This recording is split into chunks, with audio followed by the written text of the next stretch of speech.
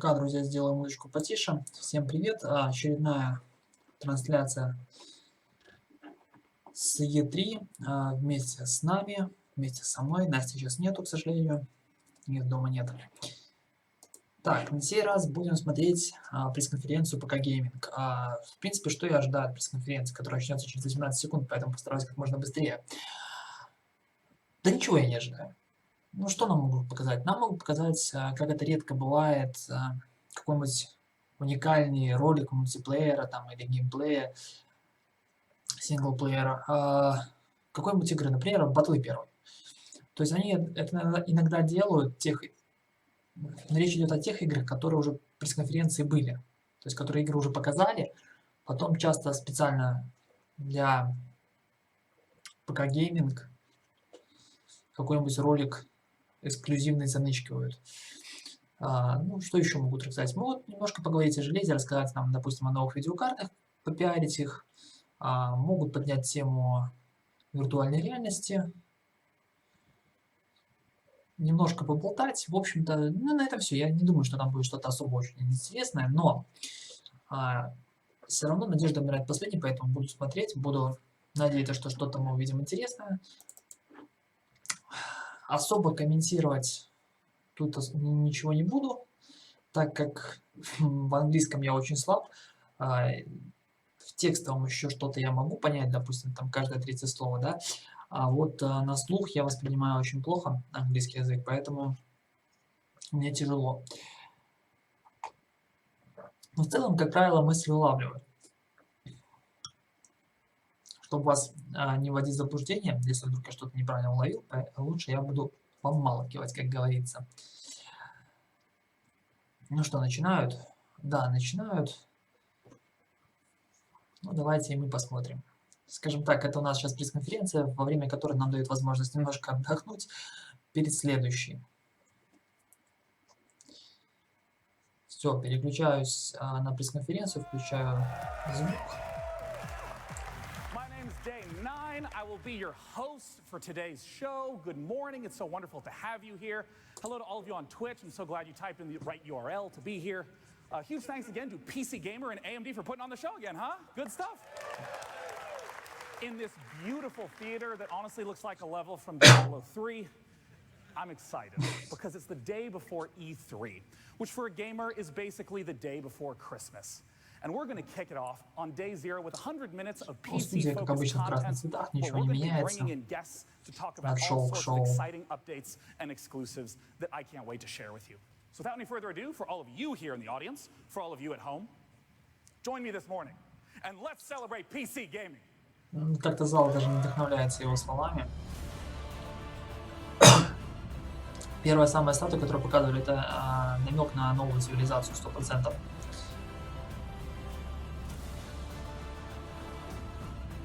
Видимо, чок.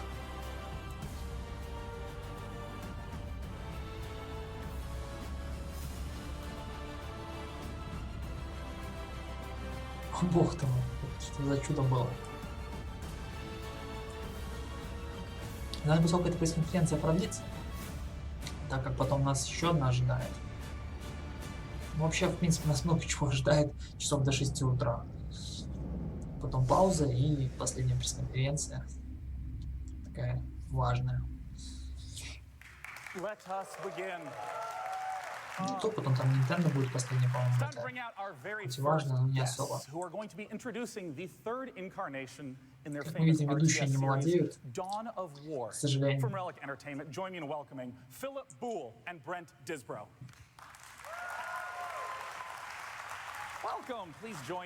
Прикольно, шевелится эта штука красная. And of course, Space Marine, hello. Голову отрубит.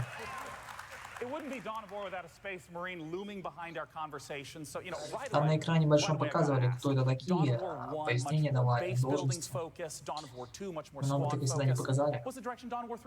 Они думают, что зрители знают всех лицом.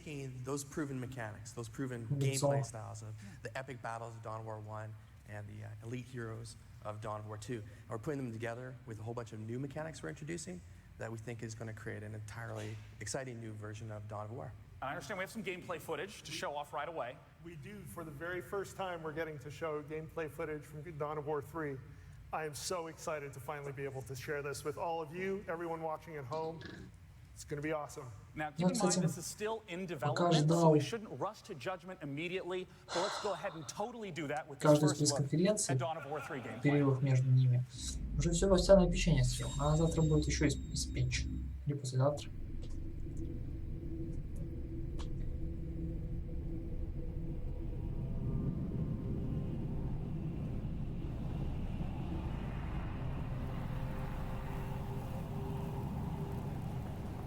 I'm on my way, but it's just me.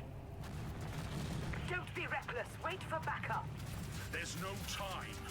They'll kill you. They can try.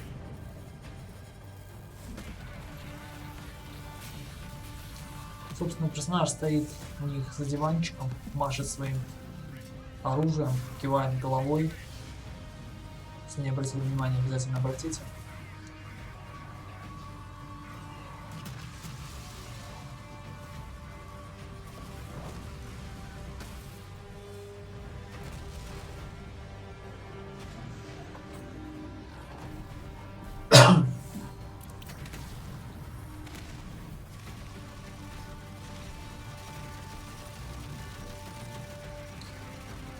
Так, чувствую, скоро возникнет необходимость переключения между микрофонами, так как данный микрофон, который сейчас работает, имеет меньшее шумоподавление. Сверху начали забеги, соседи буянят. В смысле, буянят, там детишки буянят. Боюсь, чтобы это не мешало.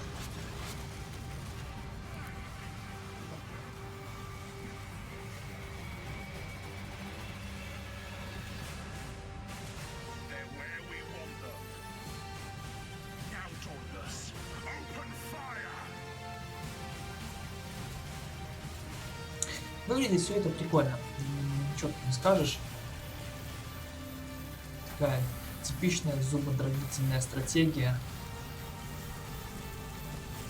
с месивом. Но Dawn of War 3. Но мой ПК взорвется. Да и не любители я такого плана игр. Нет, стратегии это я люблю, но вот именно космические я не любитель. Philip, there was a lot going on in there. Walk me through how the pieces of the battle fit together. Sure. Well, we saw a lot of things there. I should say we had a little bit of fun with the camera, as you can tell. I assume that's not the player flying around in the middle of the game. So we showed off a whole bunch of things in those few minutes. Planet Acheron, which is one of our new settings, a planet of ice and fire at the same time. Gabriel Angelos, the chapter master of the Blood Ravens, one of our elite heroes and the returning story hero for Dawn of War. Lady Solaria, our Imperial Knight, that giant robot, which is the biggest and best unit we've ever done. The Space Marines as a whole, with their drop pod mechanics, which we call Death from Above. We saw them in action. And then just a hint of that great space laser. Yeah, okay, I was going to ask, because you used Death from Above not in reference to the huge space laser. Tell me about the space laser. So the space laser is their super ability, orbital bombardment. It's sort of the end game ability for the Space Marines, where you get to drop this giant finger of God laser from the sky, and you actually can control it like a squad. So you can actually move it around the field. It gets bigger as it does more damage, but it slows down, so there's a bit of counterplay there as the enemy can get out of the way. Right. But it just feels awesome. Now, Brent, tell me a little bit about what it's like to design a campaign in the Warhammer universe. It's great. You know, the Warhammer universe is very rich, and you know what we're doing with Dawn of War 3's campaign is we're telling the epic story that fans, players expect. And we're telling it from the viewpoint of 3 special heroes that are representing each faction. And it's a tale that kind of interweaves between their perspectives, allowing players to kind of experience the armies as they go through the game. Ну, как обычно, пока гейминг много разговоров, мало дела. That's from Ты ожидал, в принципе. Такой у них стиль шоу. But that E3 mission is part of a bigger mission. So when we release the game, what you'll see is that E3 mission, that cool footage, in the context of a larger mission. So cool. And I understand that there's even some more footage coming up down the line. Yeah, we'll be releasing full footage of that E3 mission on Twitch and YouTube on June 24th. Too easy, just in time for my birthday. Well, happy don't birthday. Forget. I mean, don't forget, right. Now, guys, thank you so much for being our very first guest to come out on the stage. Thank you, Space Marine, with your beautiful sword. Philip Bull and Brent Disbro from Relic Entertainment. Thank you, everyone. Thank you. Now, our next video piece is from a development studio you might not have heard of, Clay Entertainment, but you've almost certainly heard of their games. Yeah, woo, that's what I'm talking about, audience participation. They made the games Mark of the Ninja and Don't Starve. Let's take a look at their upcoming title, Oxygen Not Included. Мировая премьера, друзья. Смотрим. Вау-вау-вау.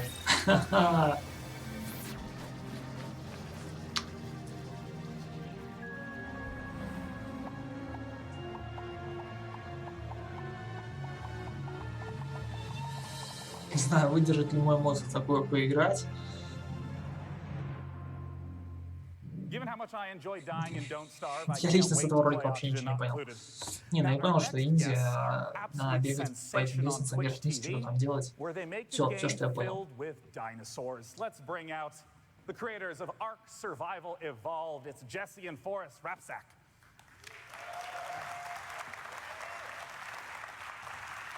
Welcome. Hey, Sean. Good to see you, Jesse. Good to see you, Forrest. Come join me on the stage.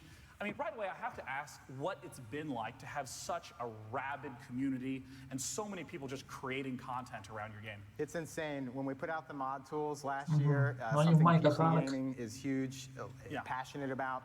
We've had a few mod contests already. We've gotten really amazing stuff from the creators. We've hired a few of them because their mods were so good, you know. So we hope to do more of this, making more changes to the mod kit and everything. And it's been really amazing to see what's being made every day. Yeah, and I understand you have some new content you want to share with us today. На пресс-конференции Xbox нам, в принципе, арт представили только одним артом, и все. То есть никакого видео не было. Вот сейчас хоть видео какое-то показывают, это уже интересно, друзья. По крайней мере, лично для меня вот это интересно. Ancient trees that can't be harvested, which affords players the ability to build treetop bases and have a new verticality to the gameplay. There's new resources that can only be found in the redwood biome, and as you can see, it's just like a gorgeous looking place. Grappling hooks are very useful in this biome, and we're really excited to get this thing out so players can have that new diversity on the island. I mean, it's kind of incredible, like the rich depth in the background, just sort of seeing all the sort of looming danger there, which is really a core piece of Ark's gameplay. That's exactly correct. All right, and here's the dinosaur. Jesse, stop what you're saying. Tell me about the dinosaur. This is the Titanosaurus. This guy's been a long time coming. The biggest dinosaur on the island by far. There's only a few of them. They're kind of indestructible. You can build giant bases on them. Their attacks are devastating. Вот так. Вот это мощно. Пришел динозавр, взял раздать дробище. They require a special takedown method related to kind of KOing them in the head with some bigger artillery. So. Yeah, you can build a fortress on the dinosaur. Yeah, science tells us that's possible. Of course. Ark based on real science. Now, modding, obviously a huge part of just Ark's culture. I mean, talk to me a little bit about this mod. This is actually Primitive Plus. Can you guys hear me? Yeah, Jesse, go ahead. Yeah. Primitive Plus is a mod that we've created, or Cedric created, one of our community guys originally that came in-house. And he's been working on this for a while. It's been available to PC gamers for quite some time, but we're making it an official mod now. This will be later in July. We'll be putting it on our official servers, and this will allow people to easily get into this mod, which is really good for role-playing. It's living off the land. It's got a whole lot of new resources. It allows you to play the game without the high technology tier, and it really opens up a lot of new gameplay mechanics. It seems really centered around just creating an in-game community. That's right, yeah. And знаете, игра производит такое смешанное впечатление, с одной стороны, как бы Как это сказать будет правильно? Зеленый такой красивый, ну, относительно красивый, не самый современный графика мир. Тут же динозавры, как бы круто, да, масштабность. Ну и как противоречие очень простая графика строений. И такое противоречие. Кто-то с древним оружием, там, копья, луки, а кто-то уже с огнестрельным.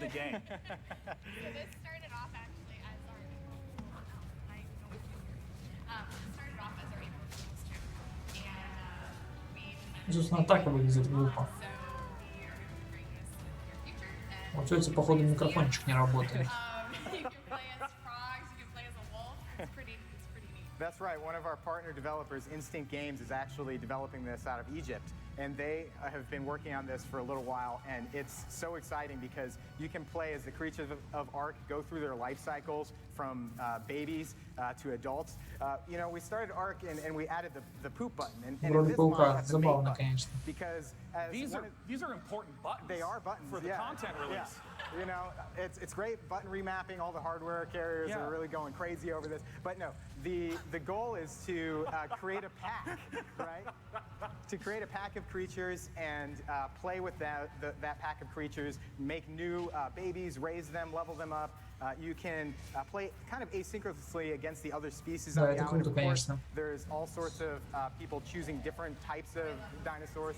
Yeah, and then predator mode. Yeah. Predator vision. Every dinosaur has a unique kind of, or creature has a unique vision, and of course we've got humans on the island as well. В роли обезьяны человека камнями закидали. You know, they're throwing poop. That's what they do. That's what monkeys do. Wow. I think the monkeys are going to be very popular. Critical buttons. И хорошо, если камнями не какашки. So once again, you know, this is going to be an official mod. Instinct Games, our partner team out of Egypt, developing this. It'll be coming later this year as an official mod on official servers. That's so awesome. And Forrest, of course, I have to ask about your involvement with streaming, sharing content for the community. What's that experience been like? Oh, it's been amazing. I mean, our community is just absolutely outstanding. They get so involved and are so, honestly, so creative. I mean, we really try to incorporate ideas that the community comes up with when we find things that we think are like, we should have thought of that, you know? So. Well, you're going to give me the gift of being able to role play as an ant and leave scents everywhere. Totally. And I'm going to be the frog, though, so you better watch out. Ladies and gentlemen, Jesse and Forrest Rapsack from Ark Survival Evolved. Guys, thank you so much for coming out. Thanks, John. Thank you. Now, I normally like to do a little spiel to lead into each thing, to just frame it. But for this one, I don't have to. All I'm going to do is tell you the title. Up next, we have Giant Cop. Ну что, он сейчас по затаске немножко расскажет, что что.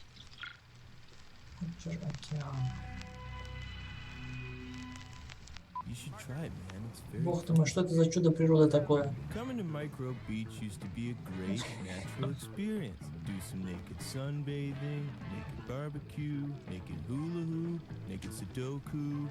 Now it's so restricted and boring. It all started going downhill when they got in that giant... People have no decency today. I couldn't even go to the beach without seeing peckers and hoo-has everywhere. But the beach is a much nicer place now. I can take my kitties on a leisurely stroll and not have to worry about all that indecency. That giant cop is great! Like a super detective!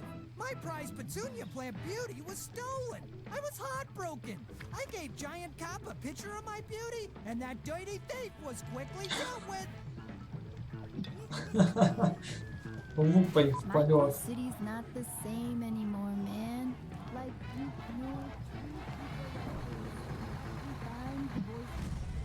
Жесткая игра какая-то. Знаете, я, наверное, даже поиграл ради того, чтобы посмотреть, что она из себя вообще представляет. С одной стороны туповато, но с другой стороны такой, знаете, расслабончик. And our city has never been better because of it. I am happy to have the Giant Cop here to serve us. Giant Cop is the greatest.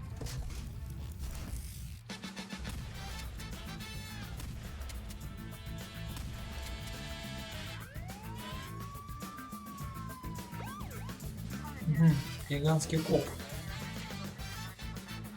Типа вы полицейский без тела, чисто гигантские руки и шляпе, и с ними разбираетесь, я так понимаю.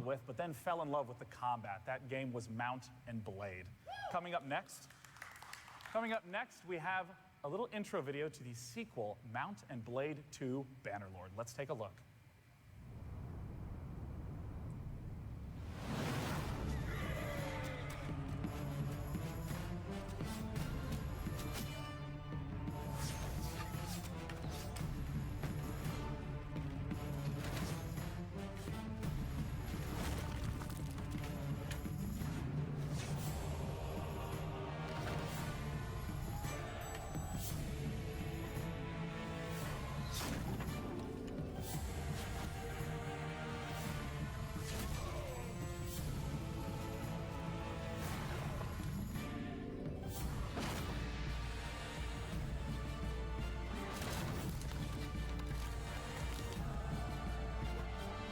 А-ля Total War поверх этого Стронгхолда.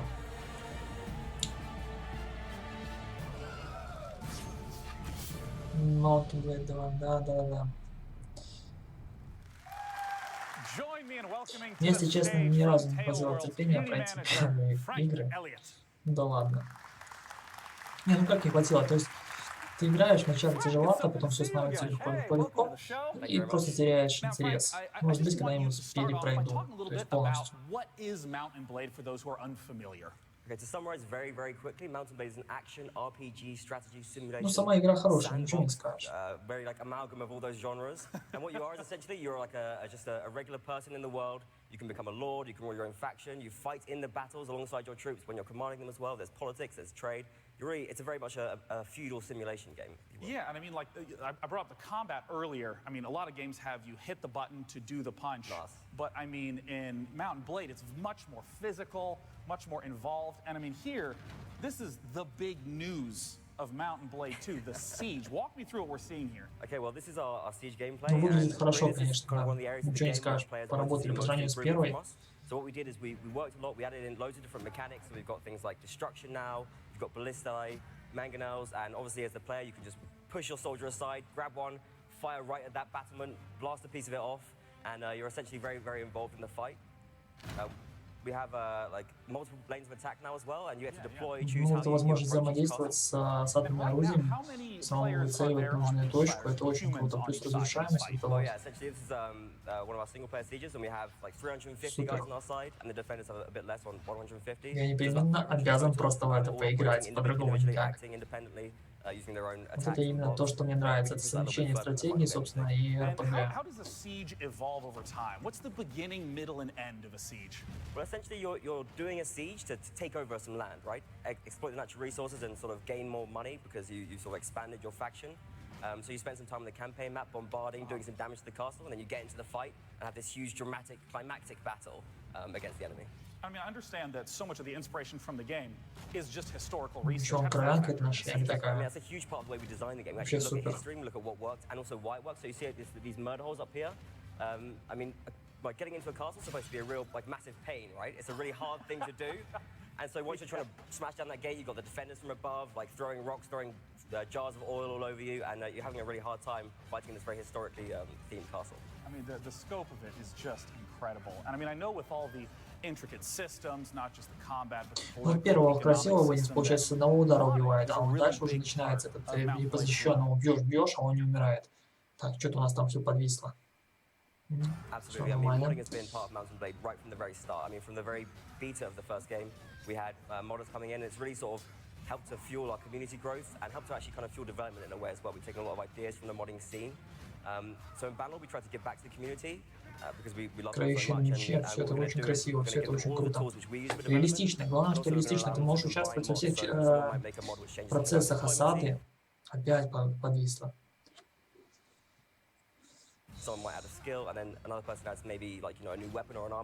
Будем надеяться, что это не у нас проблема с интернетом.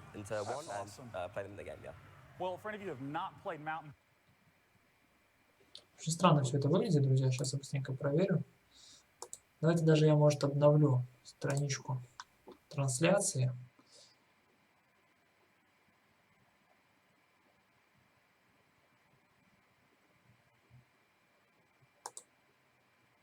Блин, для меня настолько интересная игра, и тут начали эти поглючивания, мне это как бы... все закончилось, я все проморгал, друзья. Ну и что это за тормоза?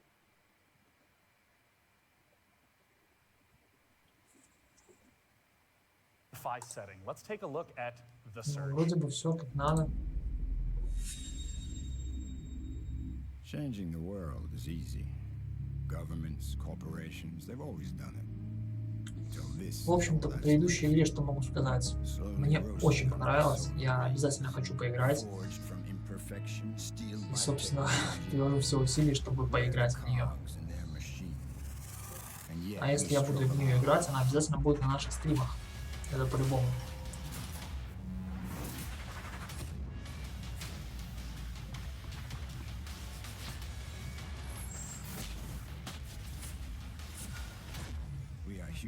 So we fight. But are we fighting for our future or theirs?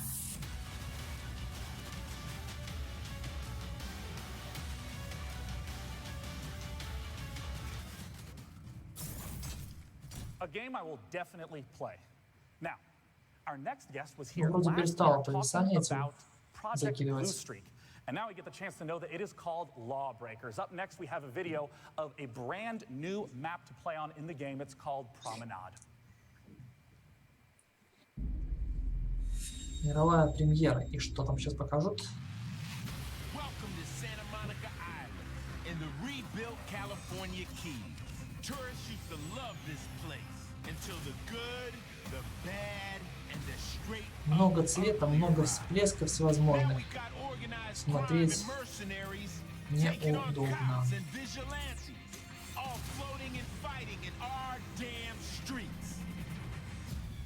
When you jump into zero G, how are you gonna win the war? Will you fly like a rocket or swing through the sky? Jump into the shadow. You have picked up the battery.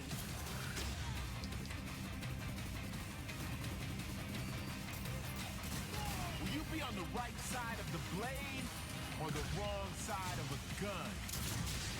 Lawbreakers. Знаете, у меня сразу такая ассоциация с Overwatch. Знаю, хоть убейте.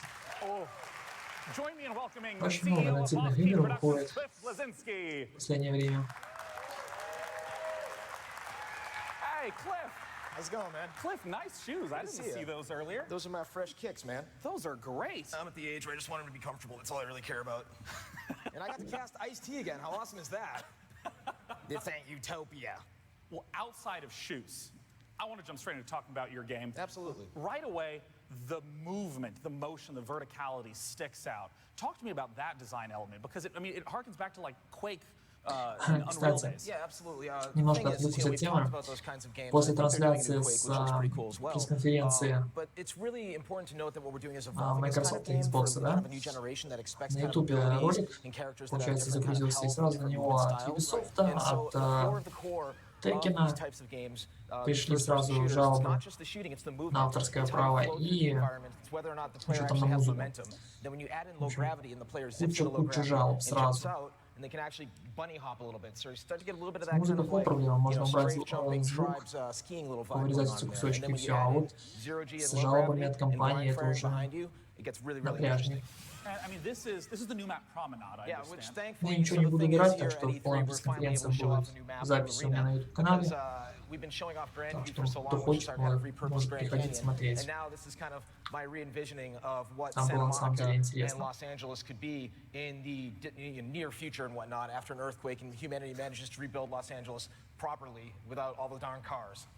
It's a very ambitious plan for Los Angeles. Dude, it's really my thinly veiled middle finger to this town, because I love this town, but I hate it. It's like you're always in cars, you're always in traffic. So it's like, if we could have like the big dig in LA and put all the cars underground self-driving, then we could have like lovely Frank Gehry architecture everywhere. And, you know, the Santa Monica Pier is reimagined with the, you know, it's not just a Ferris wheel, but it's like omnidirectional now, along with a big zero-G pocket in the middle. And I mean, in terms of just знаете, это уровня... what has it been like to try to balance all the different routes that players can go through when there's so much freedom? Есть браузерные игры даже похожего плана. actually going to be doing the public alpha. Да, графика чуть so попроще, when we но do в these public принципе там alphas, we actually схожесть say, come существует. help break this game with us. Если You know, очень we've had some далекие streamers брать, who то are это, already playing например, the тот же game, Point giving Black, us, you know, feedback on the health или stations как они or там, feedback on the player speed movement. уже название And даже we're having позабыл. these boiling debates inside the studio, and I tell everyone, get used to it because this is part of the Там, process конечно, нет of такой возможности 2016 and влекать. beyond and making a living product with your fans. Yeah.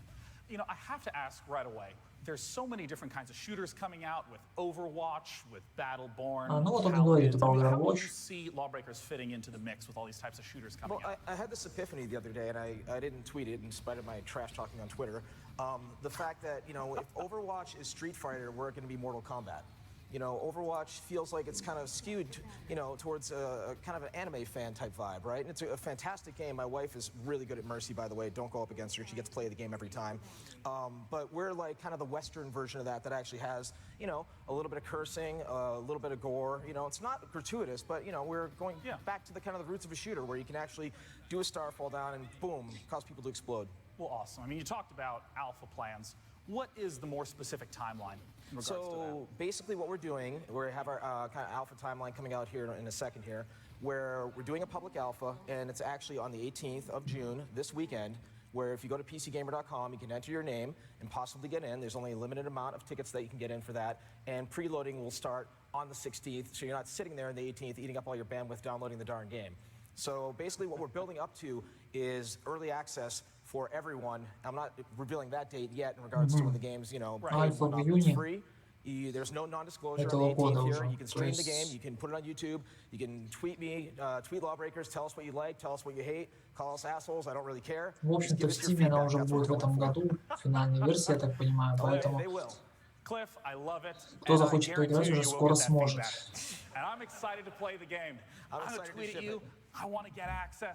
Вот в игровой индустрии они сами плодят себе клонов один к одному, а потом страдают, что прибыли нет. А где, откуда быть прибыли, если вы кучу одинаковых игр штампуете и все распыляются между этими играми? We've brought some developers on to talk about their upcoming games and their upcoming content, but another very important group in the industry is the players themselves creating new strategies to use against each other. And that content, that spectacle has exploded into the world of esports, a world very personal and near and dear to me. So to talk about it, let's look at this video clip from Yahoo Esports. Hi everyone, I'm Andrea Renee for Yahoo Esports. We wanted to take a moment during this year's PC gaming show to celebrate esports. Before esports had all this money in it, it was a very grassroots situation. But it wasn't really until the recent years, as we saw the advent of online streaming and some of these bigger esports titles, that things have really gotten huge.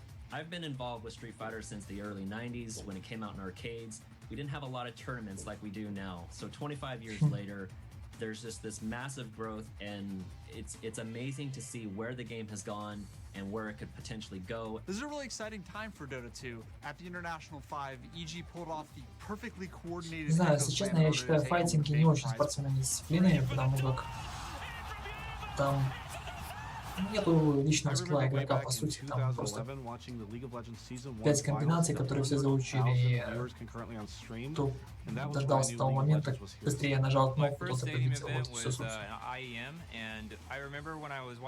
Опять-таки, это сугубо мое мнение, не хочу никого обидеть, кто считает иначе.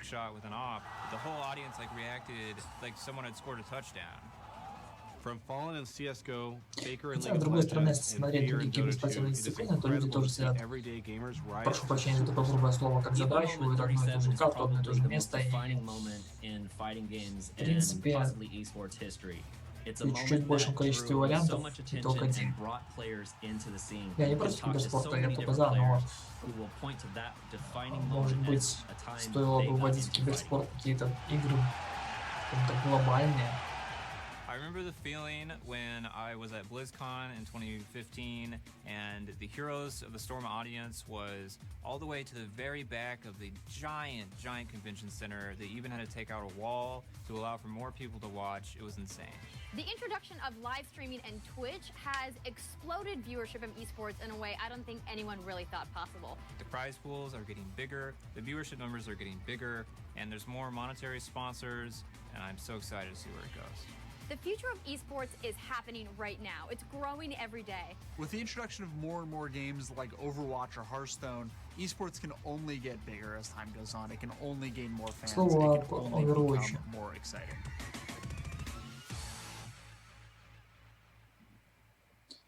Так его потихонечку вот и там пиарят, и тут пиарят. Такая незаметная реклама идет. Навязчиво. Start now. Just go to Twitch. It's all over the place. Now, in addition to players being a critical piece of the industry, the technologists are as well, constantly creating new innovations for us to play with.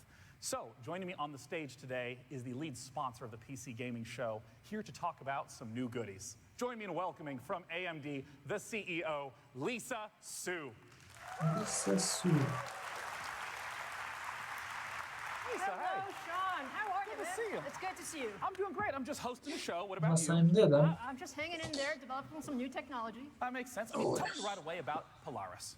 You know what? We are extremely excited about Polaris. You know, Polaris has been in the making for a number of months, and we're getting ready to launch it. And Polaris is all about getting the best gaming experiences to as many gamers as possible. And you know, most gamers have a budget, and it's usually around $100 to $300. That's about 84% of the market. And for us, we're trying to get extremely enthusiast-class performance at those types of price points so that all gamers can enjoy that kind of традиционно в красных цветах, так как AMD является спонсором. No, you're absolutely right. I mean, we've doubled down on software, you know, game-ready drivers, working on the new APIs like DX12 and Vulkan. And we have a little bit of a treat to show you what we can do with Polaris and the guys at id on the new game Doom. Let's go ahead and take a look at Doom running on Polaris. Hi, I'm Marty, and this is Robert. We're back here at id working on a number of updates for Doom, and specifically Doom running on Vulkan.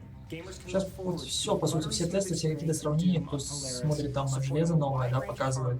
Все почему-то, как, скажем так, талонную игру, на которой обязательно надо провести тест, иначе этот тест сейчас будет не модным, это обязательно Doom. Я понимаю, что как бы игра, вызвавшая до появления на рынке большой ажиотаж, потом, собственно, которая понравилась, скажем так, не зря ее люди ожидали, но все равно. Ну вот, волшебный чемоданчик, вот оно. Ну давайте смотреть, что у нас там в чемоданчике. Так. We are showing off for the very first time the entire Polaris lineup, our 3 cards. So let me take you through them. First, let's start with the Radeon RX 480. This is our newest card. Новая карточка Radeon. And this is disruptive. This gets premium VR at $199 and above price points, and we love this card, going on sale starting June 29th. Вот тут меня мое знание английского очень сильно подводит. And then we have 2 other cards here, which are pretty exciting as well. We have the RX 470 and the RX 460. The 470 is really focused on excellent performance per watt, so it's 2.8x over the previous generation. And you get full HD experiences, 1080p running 60 frames per second. Gorgeous card. We'll have many, many different versions of this from our add-in board partners. And then we have the 460, which is really focused on esports. So I heard about all those esports fans in the audience. This guy is going to be the best card in the industry. Less than 75 watts, cool, fast. I think you're going to love these cards. So we're really excited about our new technology here. Thank you, Lisa. Нам дать технические характеристики непосредственно в слайде, чтобы мы посмотрели, оценили на фоне вышедших GeForce 1070, 1080. We're super excited about VR. VR has the opportunity to put incredible number of applications there. And it's not just about the hardware, but it's about how we work with our OEMs. So my friend Renee here, part of the AMD Red team, is showing off a new Alienware reference design using the RX 480, and you can see the entire PC is in that backpack with the graphics card, and you're able to run, you know, full high-definition VR experiences. Интересно, сколько все это дело весит. So is that cool or what? I mean, So this is the sort of thing that you could like take to an open field and be able to just wander around as opposed to just being in a room doing what I do. Like, если он весит полного веса, то я в таком не похожу.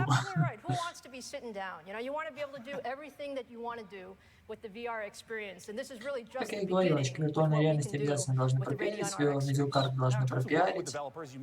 Надо же дать какой-то ответ GeForce. I think VR is about the entire ecosystem, you know, the graphics cards, the OEMs, but it's also about the software.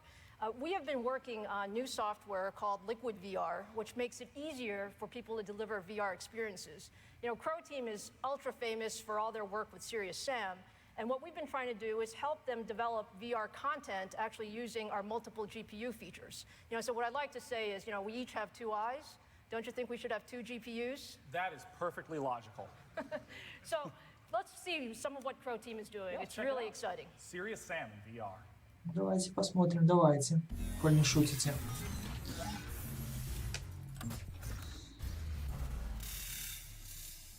Looks to me like things just got seriously real.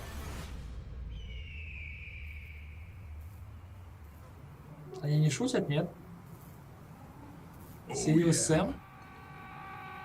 Друзья, Serious Sam. В очках виртуальной реальности. Только Галима видит, что выглядит, что оружие само по себе в воздухе висит. То руки бы приделали. Базук. 2016. Serious Sam. Друзья, вот этот крик, да, вот он правда говорит, вот этот крик, который во всей серии ты только начинаешь играть, у тебя монстр первый бежит, какой-нибудь вот это вот. Блин, я не знаю, я просто фанател от этой игры. Такая мясорубка, выброс эмоций, хотя последний, третий, который был там, не впечатлил. Вот первый, второй, да, это оно. Третий уже немножко не то.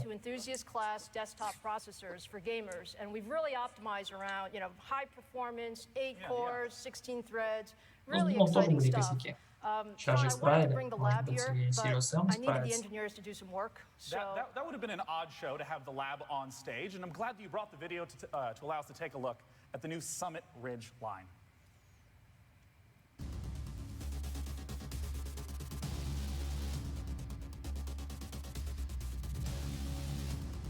Exciting update from the AMD Bring Up Labs. We've been testing out the Zen Core, and we've been doing our integration level tests, our feature enablement, and we have Summit Ridge running Doom.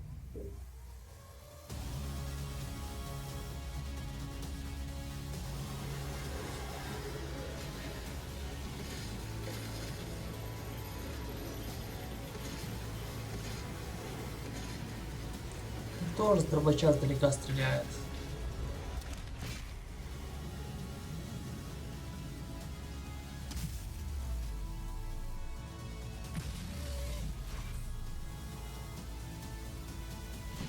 Не знаю, друзья, о процессорах. Не знаю, видеокарту, допустим, я бы AMD, может быть, взял, если она там будет, ну, вот, держаться на том же уровне, как всегда, противостояние AMD и Nvidia. Процессор непосредственно в ПК? Нет, ни в коем случае. До ноута, да, я бы рассматривал, а для ПК ни в коем случае. Но это сугубо мое мнение, опять-таки. Our upcoming title is from the makers of Life is Strange and Remember Me, the studio Don't Nod. Let's take some first exclusive look at some gameplay footage of Vampire. You know I should feel something. So why don't Vampire. What does it mean? Альфа демо. That I'm dead too? Steady, boys. We got one of them here.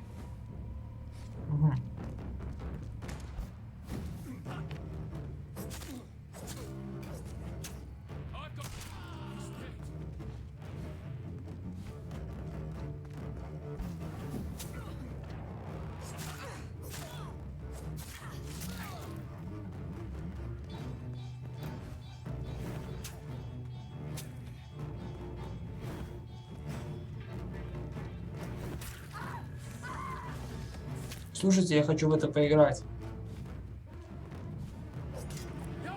Я это ранее не видел, выглядит это очень прикольно.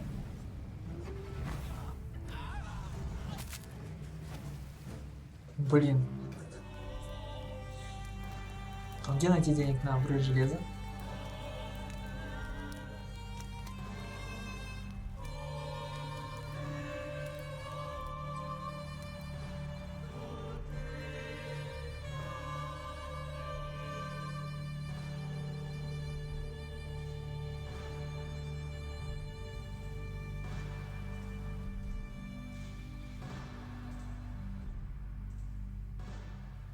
Блин, реально круто. Different from Life is Strange. Eh? Now, our next guests were here last year where they were talking about the updates to their Gore engine technology, and here they're excited to talk about upcoming content. It's for Killing Floor 2. Let's welcome Tripwire Interactive's John Gibson. John Gibson?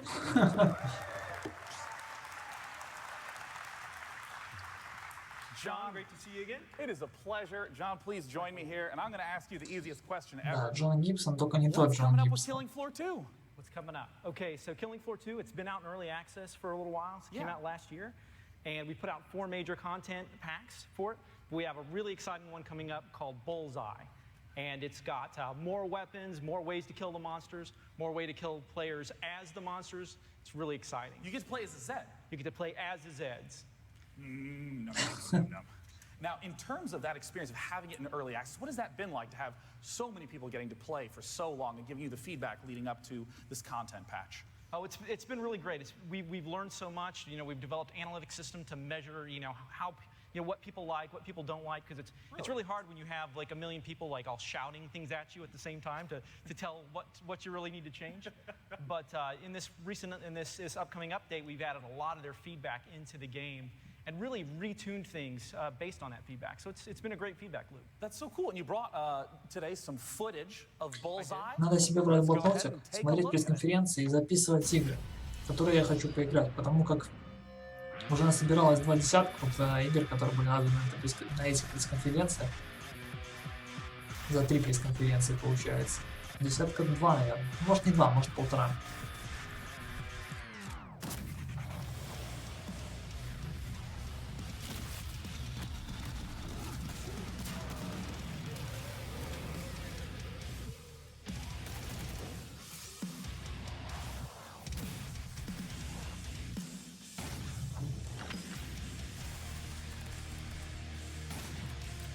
Для меня что-то пока непонятное.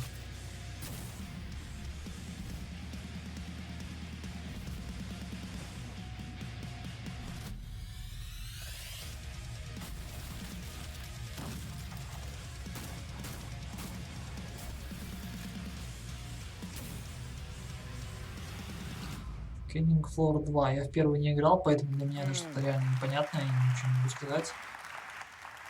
John, you're going to have to walk me through a little bit of that action. Tell me what we just saw. Okay, so you saw the new Sharpshooter perk. It's all about killing the monsters from the long range. You saw the really cool new weapon, the Horzine Tech Railgun. It's this beast railgun that you can knock those giant monsters right on their butts. New characters. We've got some community maps that we're taking official. Yeah, no, walk me through that process. How did that go from just something the community made to actually being part of the game proper? So we had this community mapping contest called the Grindhouse Mapping Contest. And so now we're taking those best maps, we're helping them polish them up, and we're shipping them as part of the game. That's so cool. So people in the community are actually getting their content in the full game. And I mean, you've been using the term full game. Killing Floor 2 has been in early access for a long time. What's coming up next down the line? When does it leave early access? Well, we're planning on it leaving early access this fall. So we can officially announce that this fall you're going to be able to get your hands on the full version of the game. And also, one thing I'm really excited actually I'd like to do right now. I'm sorry, I wouldn't normally pull my phone out in the middle of an interview, but all that cool stuff that you just saw. Hold on. It's live right now. Oh, that's you can play the update right now. Did you actually do anything on your phone, or is that just a prop phone? That's just a sound. But somebody on the other side of the planet pushed a button that released the update. Okay, no, that makes a lot more sense. That was their cue. Yeah, because I don't know if you could hear this in the audience, but when he hit it, it actually began to play a sound. And I was like, that's a lot of effort. You could have just said it, right? I could have. Well, John, I understand there's something extra you wanted to talk about today. Yes, there is. Just real quick, For Killing Floor 2, for those of you that haven't got to try it, we're starting a free weekend on Steam, starting Thursday, running to Monday. So if you want to play it, you haven't got a chance, you want to fight as the monsters, because we just added that, go do that. We do have one more thing. Well, John, Как-то с ним задержались, многословесная идет информация, лучше, конечно, визуально. Давайте нам. You know, we have from Oculus Development, Anna Sweet to help us announce. Ladies and gentlemen, welcome Anna Sweet from Oculus. Anna Sweet. Anna, welcome. Come join us. Anna, what are you doing here? Well, I've known the team at Tripwire for a long time, so I'm really excited to be here today to help them announce a new game called Killing Floor Incursion. If you think the Killing Floor universe is intense, wait until you check it out in VR with Oculus Touch. It's pretty incredible. Yeah, and I understand this is not a translation of the old, or the current Killing Floor 2. Instead, it is an entirely new experience in VR. Я надеюсь, что в следующем году Killing Floor in VR. Нам удастся совместно с Настей смотреть, собственно, стримить E3, так как если бы сейчас была тут Настя, мы бы сидели вместе с ней, обсуждали каждый ролик, каждую игру, она мне переводила то, что я не понимаю. Я думаю, было бы намного интереснее. Ну, пока что в этом году придется так как Настя готовится к экзаменам.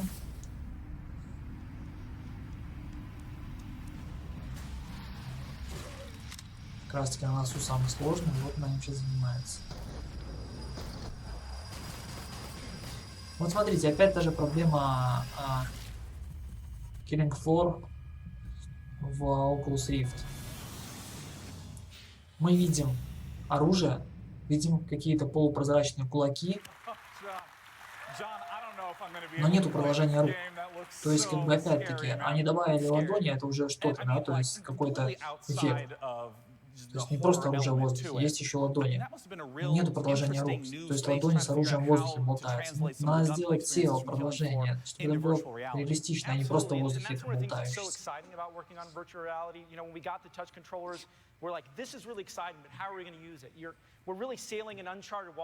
Без сомнения, и так круто, конечно, в любом случае. Но это сыро, это недоработано. It's been challenging, but also very exciting. What's one of the most interesting things that you think, like especially the recoil one? How does that work? The recoil, you know, it's a challenge because when somebody's shooting, you don't want the gun pointing up here, but their hand feels like it's pointing in that direction. Yeah, so you have to be really subtle with the recoil, but you really want them to feel powerful. So that's been one of the real challenges. And I'm curious, Anna, you work with a lot of different people and different developers in VR. How do these sort of lessons translate to other titles? You know, it's really exciting.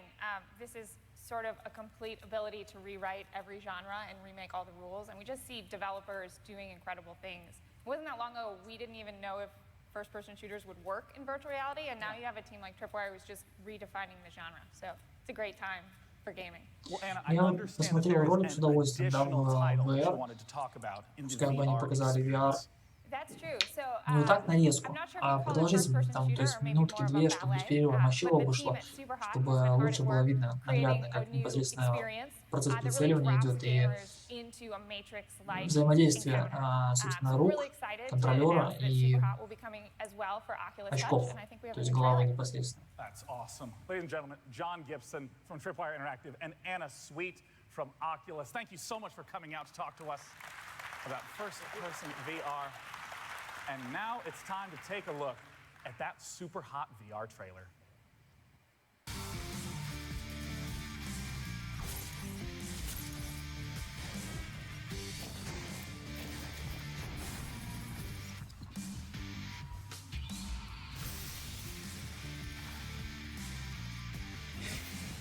Конечно, с одной стороны смешно, с другой стороны прикольно.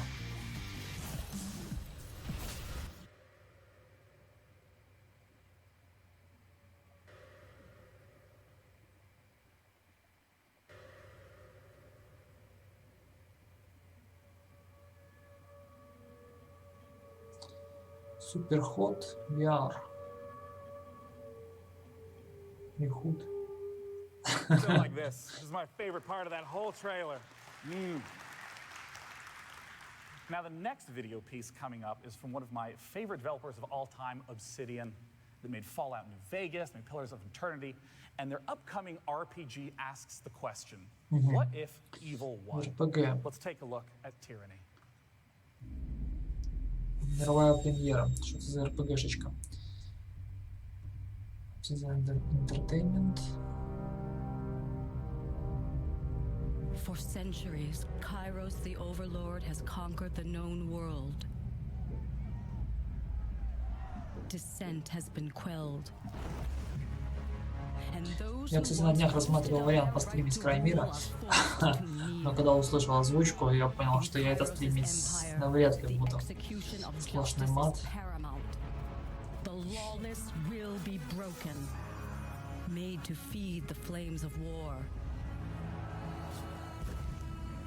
Такой ролик, что ничего не понятно.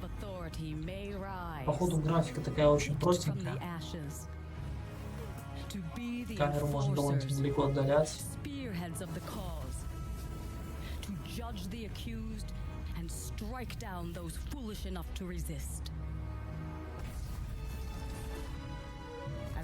Ты управляешь группой, я так понимаю, не только люди там, существа какие-то.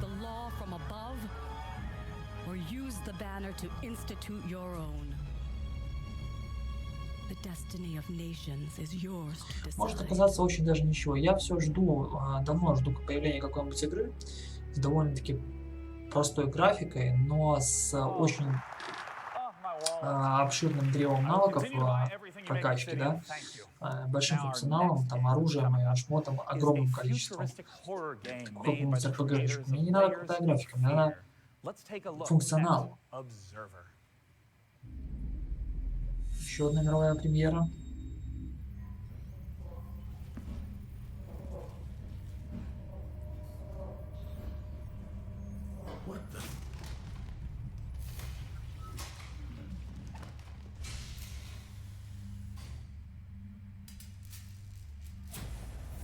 Хоррор какой-то, да?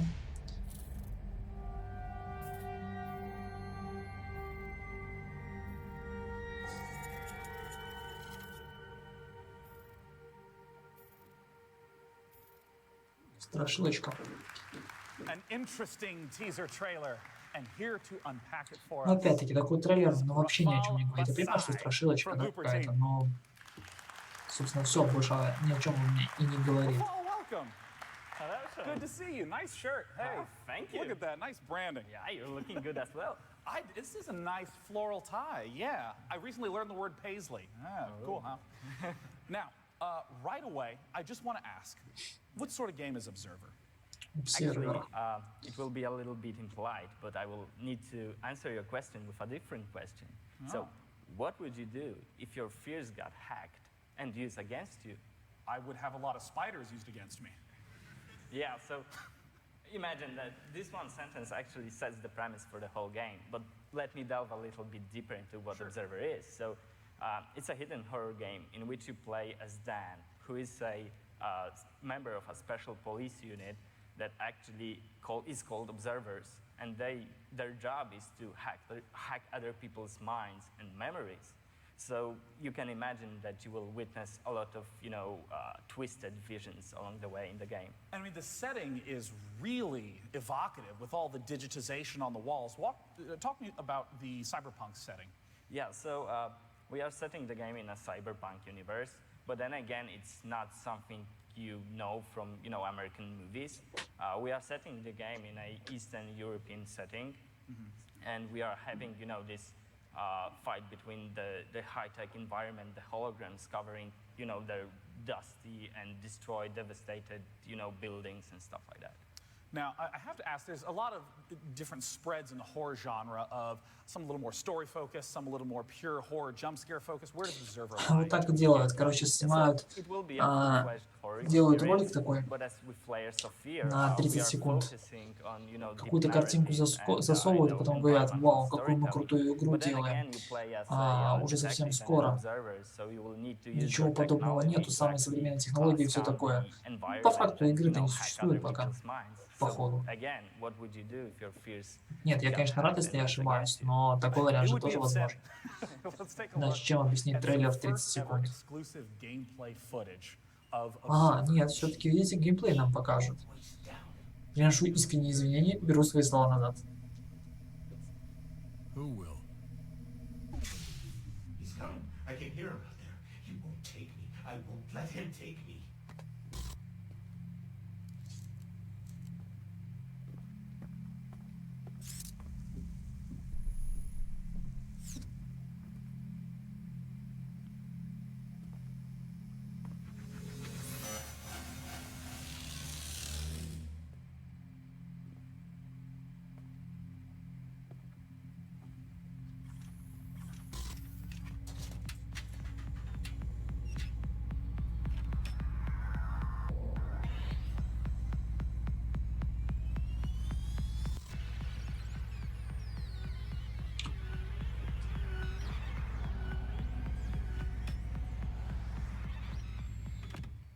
Сейчас что-то будет стопудово. Вот что нас ждет с виртуальной реальностью дальше.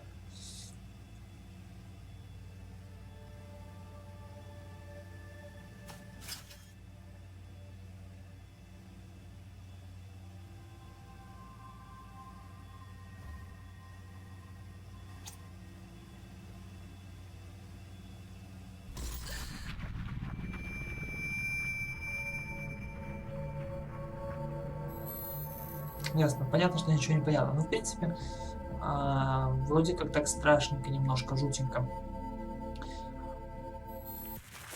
Не знаю, почему сразу вспомнился фильм «Страх.ком» или как-то так, или .com.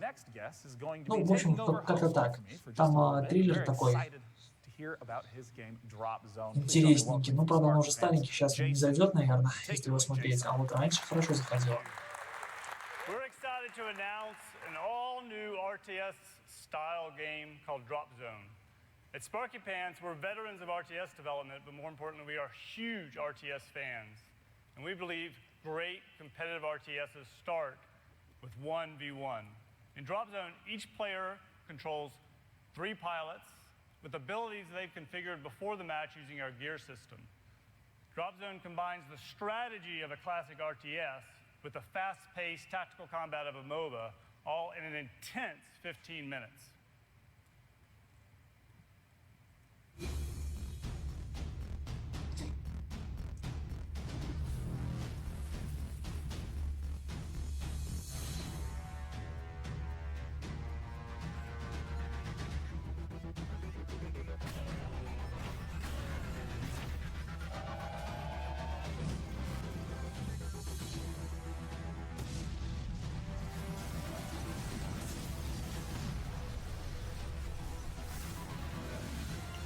Да, для меня вот эта игра что-то непонятное.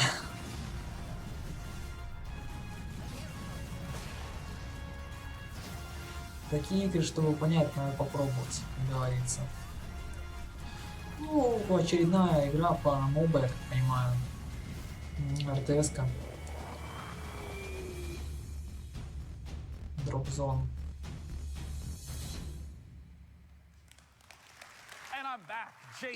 А вот по поводу очков виртуальной реальности. Во-первых, сейчас купить, например, тот же Oculus Rift 2, да, его у нас, например, нереально. Под заказ, а этот заказ это неизвестно сколько ждать. Да его мало здесь сейчас реально купить. Это первое. А второе, они же сейчас будут обновляться раз за разом. То есть, если ты даже сейчас потратишь эти 600 баксов, купишь Oculus Rift последний, подождешь его 3 месяца, пока ты его там будешь 3 месяца ждать, выйдет в 2 раза дешевле, в 2 раза круче моделька.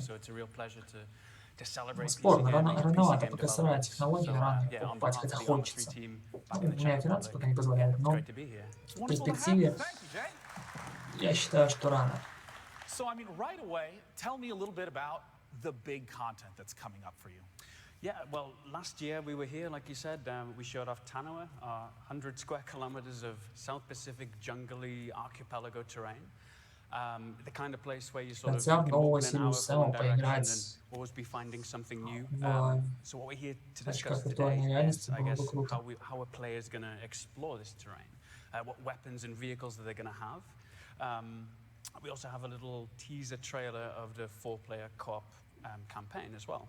And maybe also a little teaser at the end as well.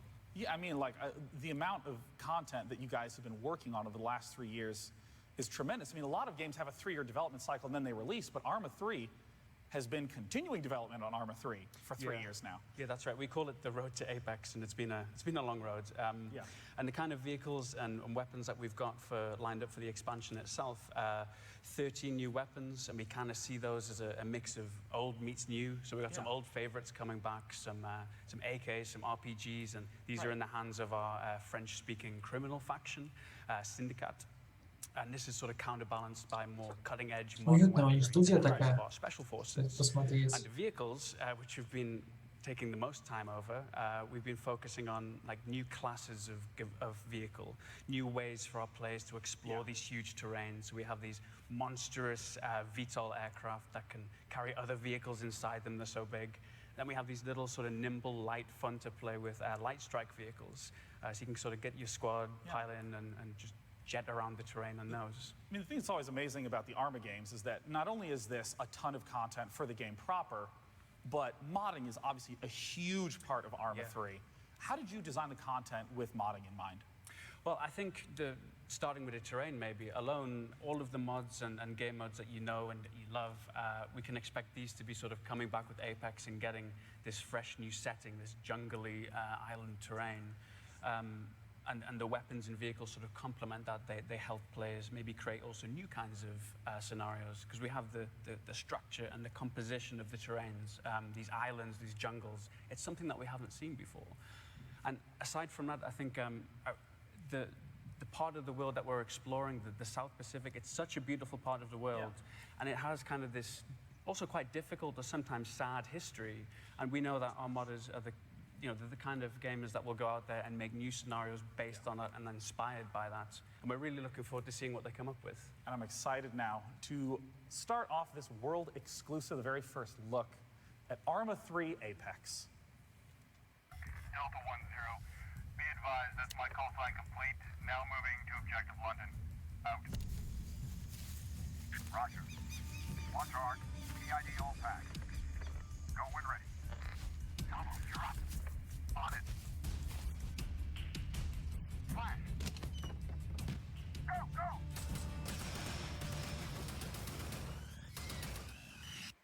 Это быстренько его прихлопнули.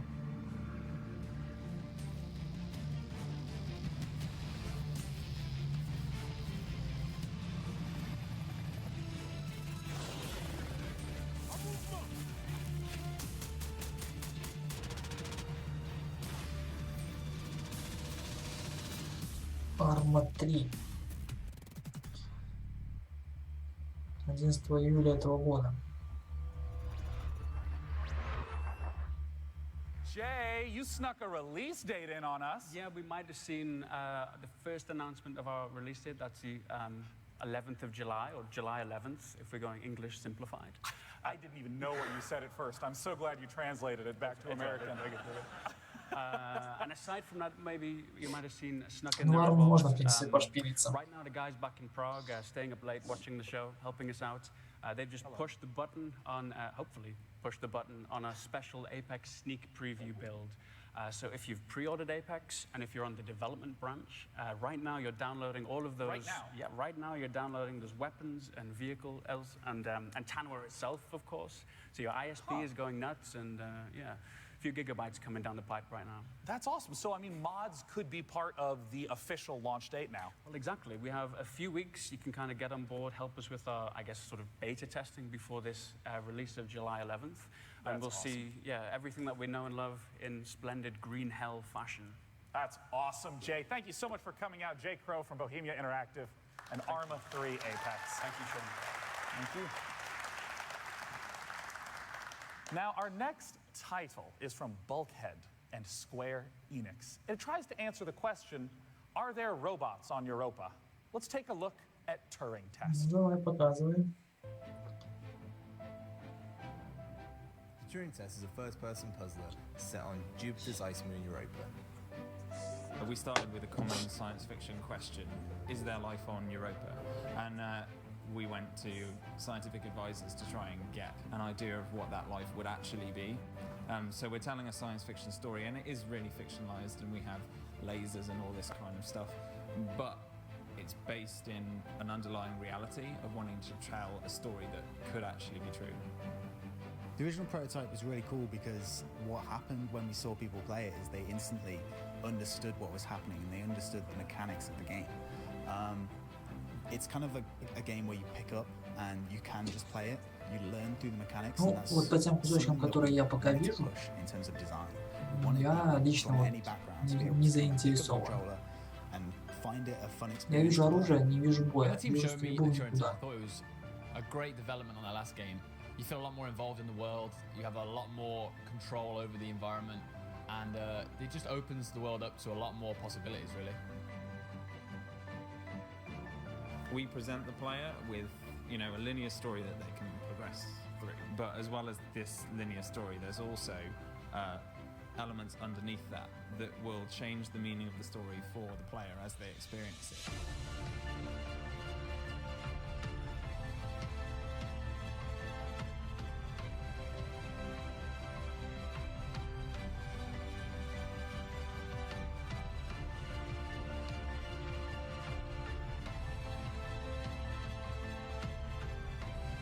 Скорее всего, эта игра не для меня.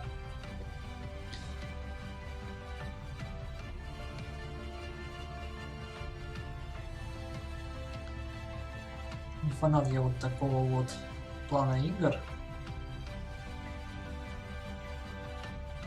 Но тем не менее, они имеют свою аудиторию, и как бы готов поспорить, что найдется довольно-таки много людей, которым она будет интересна.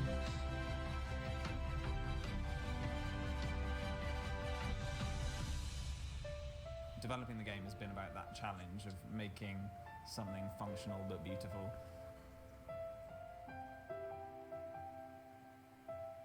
Я, кстати, сегодня после ночных пресс-конференций стримил «Это моя война» игрушку. И, собственно, к сожалению, нечаянно потерял героя, очень глупо. Тупо в церкви его убили. Поэтому потом решил наглеть, немножко тестить, посмотреть, разобраться, как там биться, воевать. В общем-то, разобрался, и теперь буду перезапускать, стримить ее сначала, но уже с более активными действиями, более жестоко по отношению к окружающим. Так что завтра, днем, вечером приходите к нам на стрим. Попробую ее пройти. До завтра, послезавтра. Okay, let's look at the trailer. Девушка волнуется. Что ж она за игрушка-то представляет?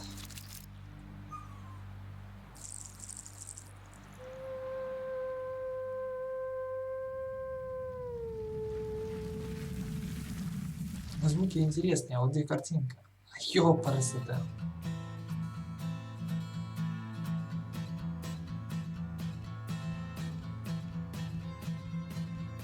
Так, что-то я немножко подгрузился. То есть каждый раз у нас маленькая такая область, на которой мы проводим действия. Но в целом мир довольно-таки большой, я так понимаю. Overland. 13 июня.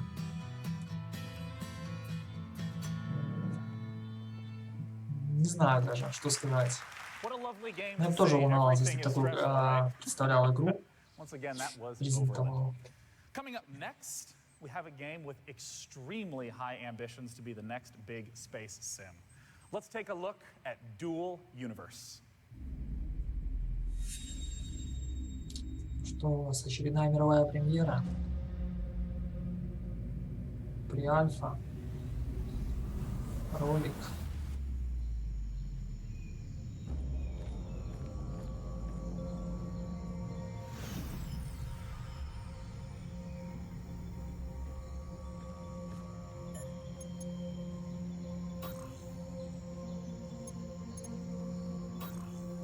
Так, одним движением руки создал космический корабль. Забавно.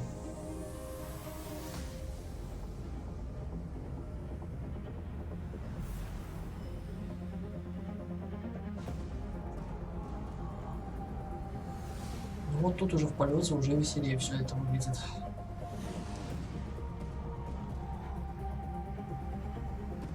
То есть ты можешь полетать на одной планете, потом надоело, полетел на другую планету, полетал.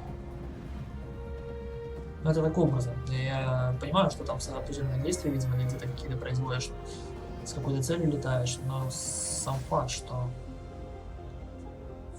можно летать не только в космосе или в рамках одной планеты, а перелетать с планеты на планету.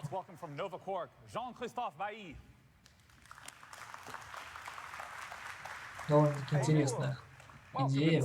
Это то, чего мне не хватает в серии X3.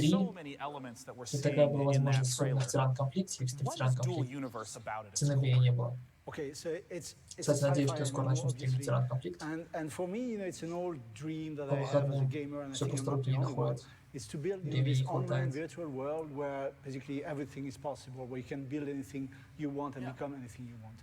So that's not a very new story. I mean, there have been a lot of games before saying that. So what exactly do we bring?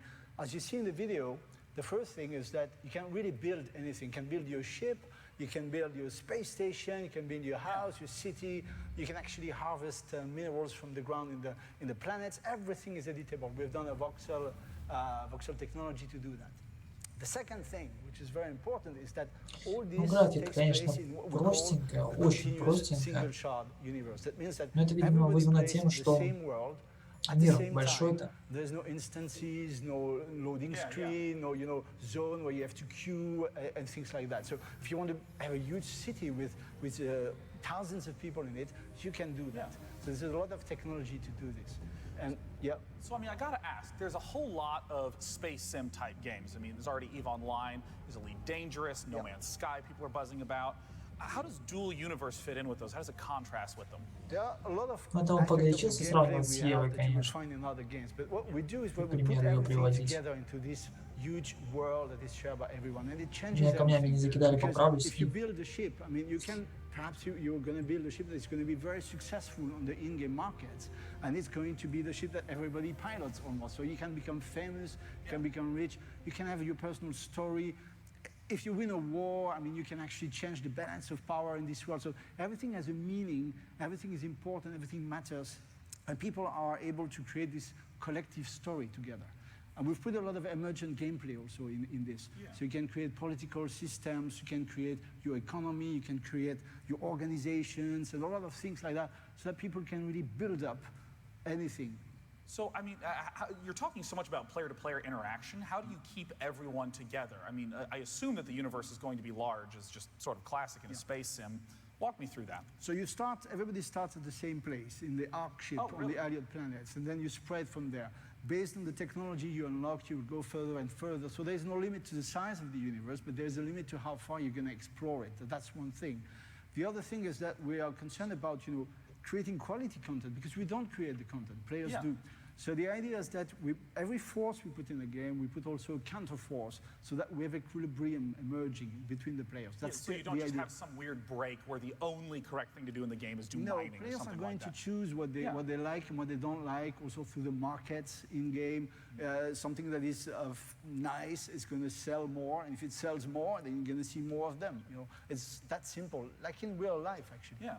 So when is this game going to be available? So we have a lot of work to do. So this is just a pre-alpha that we've seen.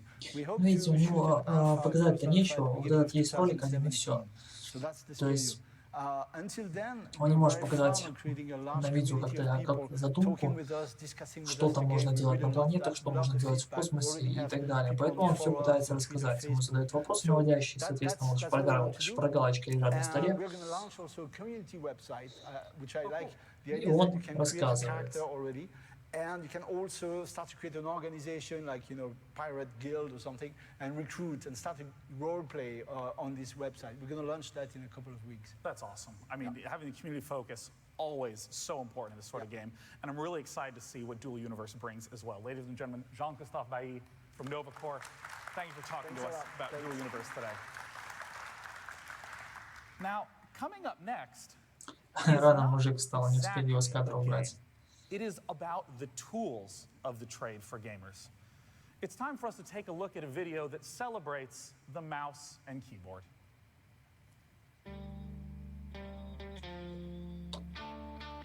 Мышка Райзер, коврик Райзер, клава Райзер.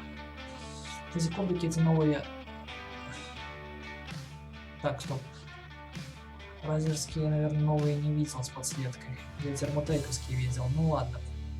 Не столь важно. В любом случае круто. Сейчас речь больше идет о мышке, я так понимаю. I mean, they're really part of the reason why we even have point-and-click adventures, RTSs, action RPGs. I mean, even FPSs. The mouse is our eyes and our aim. It's an extension of our reflexes. It's all about freedom and customization. PC gamers care about what's under the hood. They care about how it all works. You've got people who are passionate about the type of mechanical key switches they use. На самом деле, мышка, вот по моему взгляду, самый важный девайс из таких второстепенных. Клавиатура один из последних по важности. Мышка, потом коврик. Потому что без нормального ковра хорошая мышка себя не раскроет полностью. Но это речь о хороших мышках. У меня же мышки бюджетные, дешевые, китайские. Да, я даже вам, друзья, не высуну, не покажу. Genius не достает. Smart Buy. Footage. Дело в том, что стоит комп и 2 ноута сейчас. Мои бомжатские мышки.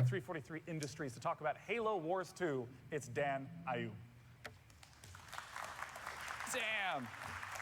Hey. Hey. Welcome. Good to see you. Good to see you. Come join me on this awesome, comfy chair. Now, Друзья, чатик чуть что открыт, я его вижу. Запустил с Настиного ноута. Сколько у Насти нету, дома у меня доступ к нему есть. И что-то в этом хорошее. But one of the big things we heard from people coming out of it, in particular PC gamers, is, well, this just feels like a natural fit for PC. Why aren't you guys doing that? So with Halo Wars 2, we wanted to make sure that we were, coming out on Win 10 as well. So the product's gonna release on both platforms at the same time. That's awesome. Yeah, on February 21st, 2017, it's going to be coming out, and we're on the floor around this week as well. So it's been a really great move for us because obviously that's just a genre that fits so naturally. Absolutely. As we were just looking at for a mouse and keyboard interface. So it's been great. So this is some. Ну, графика, по-моему, приятнее, если смотреть эти там стратежки. Такие высокотехнологичные времена, то есть киборги, космос и тому подобное. Можно сделать графику поприятнее за счет реалистичной природы, а не космического, например, синего, чисто ландшафта там, и тому подобное.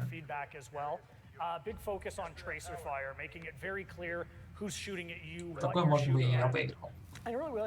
Классный режим. Very quick to action and a lot of fun just blowing stuff up. So there's some spectacular explosions, some great effects.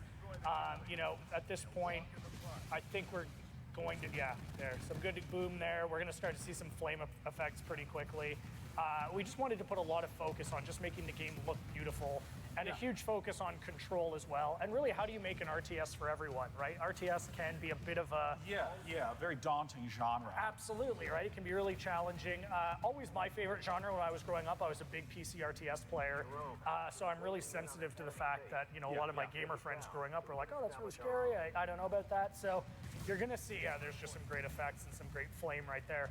We're going to focus a lot on very classic multiplayer modes that RTS players want and expect, but we've also got a number of brand new styles a multiplayer that we're going to be talking more about as we get closer to launch.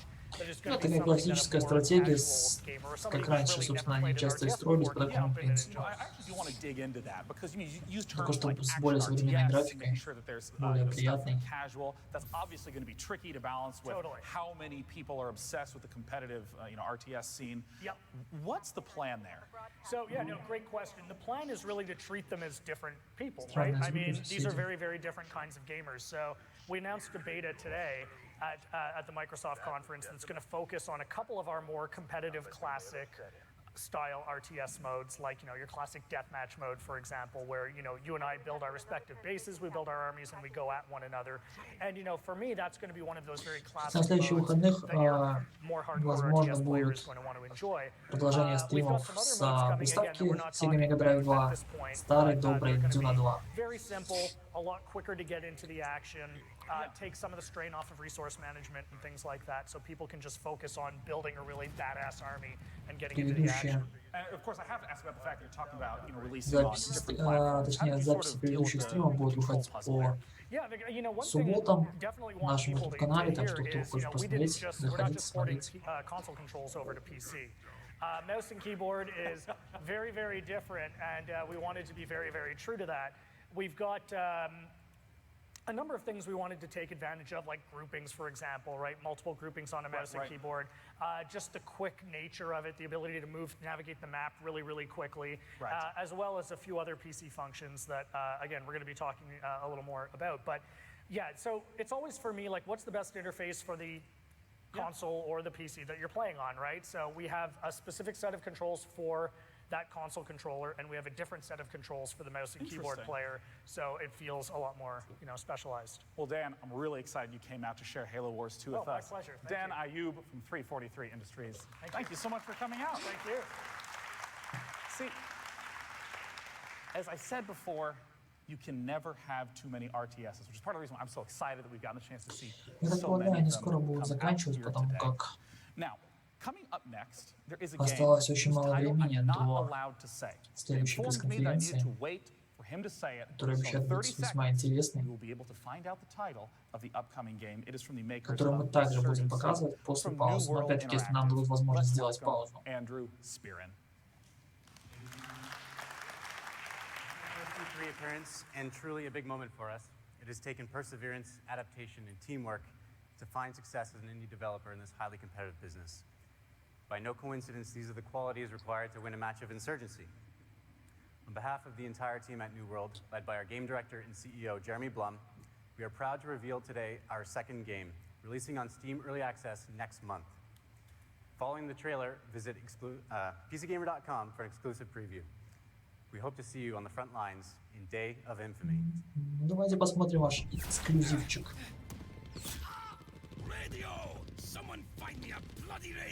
Сицилия, 1943 год.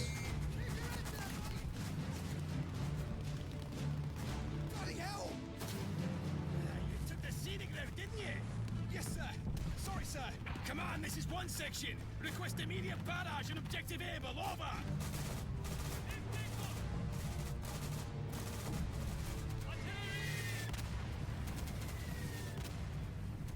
Первое впечатление, что-то в духе старых, добрых, самых первых частей «Дали за отвагу» и так далее.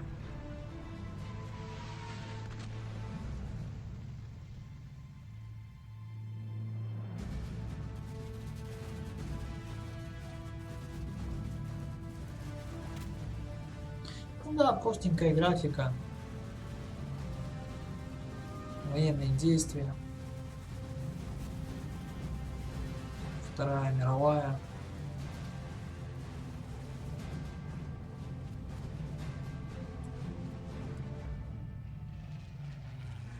В июне 2016.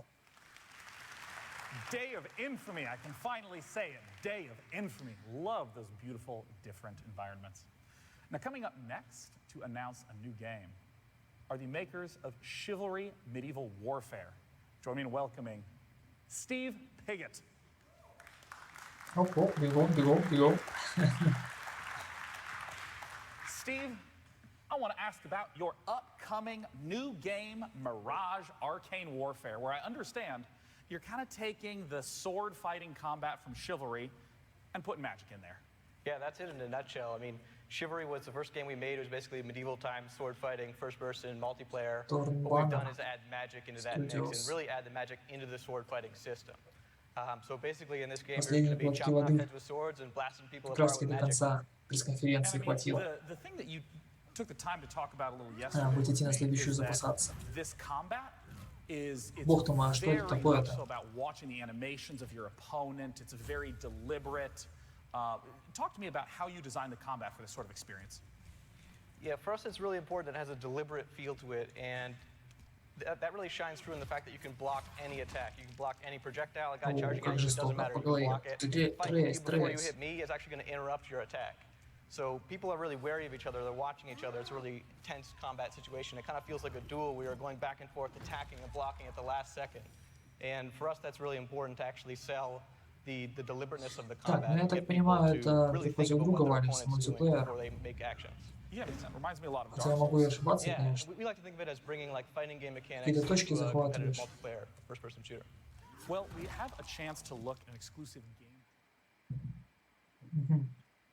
Все, трансляцию прервали, потому как скоро... Так как скоро другая трансляция.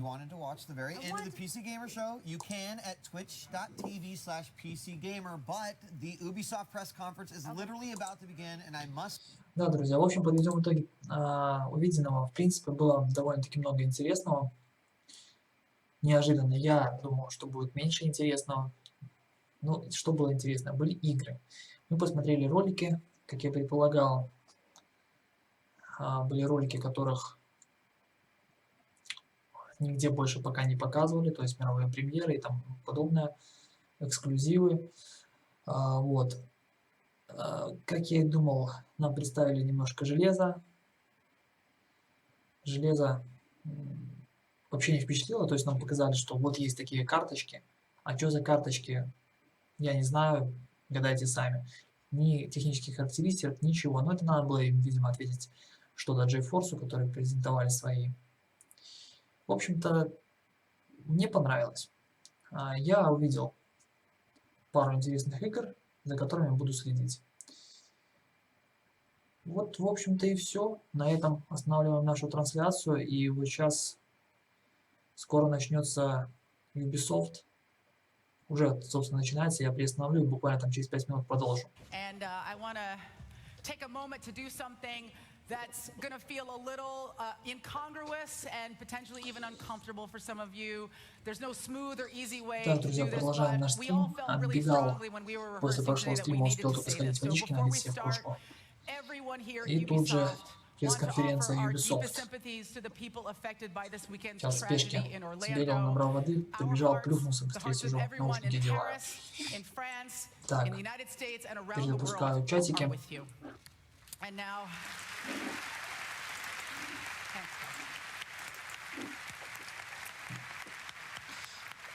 Останавливал с целью, во-первых, самому сбегать воды набрать, во-вторых, что на ютубе ролики разделились, чтобы потом не пришлось резать. Не знаю, получилось, не получилось, потом узнаем. Но что-то мне подсказывает, что этого времени не хватило, которое я на паузу ставил. Печалька будет. Итак, друзья, у нас ночь. Just Dance has always been at the forefront of innovation, bringing its experience to new devices and also introducing the world to the first dance-on-demand streaming service with Just Dance Unlimited. And today, Ubisoft is pleased to announce that Just Dance 2017 will be coming to all video game platforms and PC in October and to the Nintendo NX next year. Yes. Так что буду тихонечко смотреть в ожидании какого-нибудь супер-пупер анонса. Hello and welcome to everybody lucky enough to be sitting here in this theater and even luckier enough to be watching at home around the globe because you have snacks and you probably didn't shower today. I am Aisha Tyler. Some of you probably didn't shower either. There's no judgment here. I am Aisha Tyler, and I'm standing in the historic Orpheum Theater in vaguely beautiful, yet faintly urine-scented downtown Los Angeles. It's true, right? It's underneath everything. And the badges are on everyone's necks, and the smiles on everyone's faces can only mean one thing. It is E3 conference time. Now, 2016 is a huge year for everyone here at Ubisoft.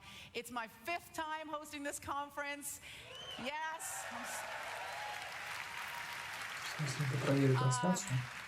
And you all know what the traditional gift is for a 5th anniversary, yeah? That's right, my friends. Wood. Or girl wood, if you choose. Let it wash over you. Now, they always ask me, like, why do I continue to do this conference in the face of the overwhelming internet love that I receive? And it's not the money, I'll tell you that.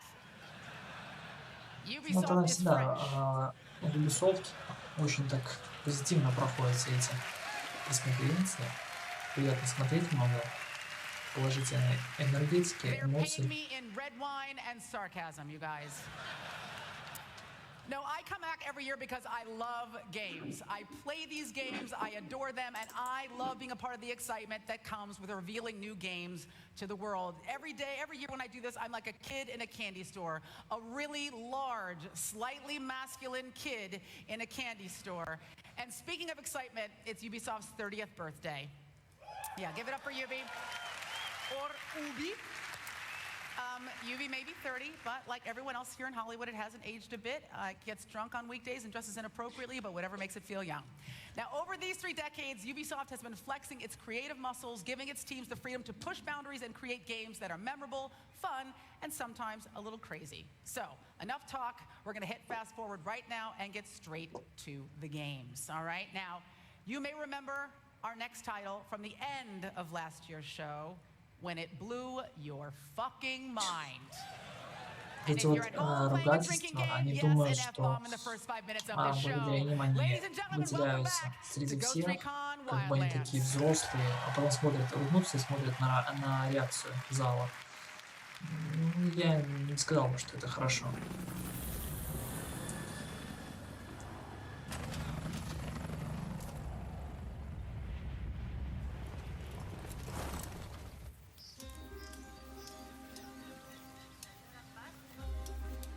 For the people a choice to follow me or oppose me.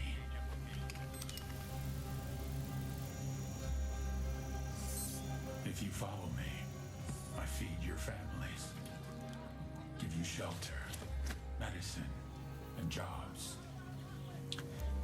Shield you from the tyrants.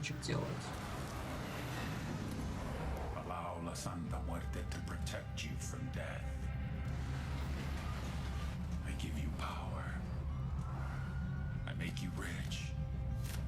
But most of all, грамотно человека повесили, пока копы все отличны на него, они оп, кокаин перевезли.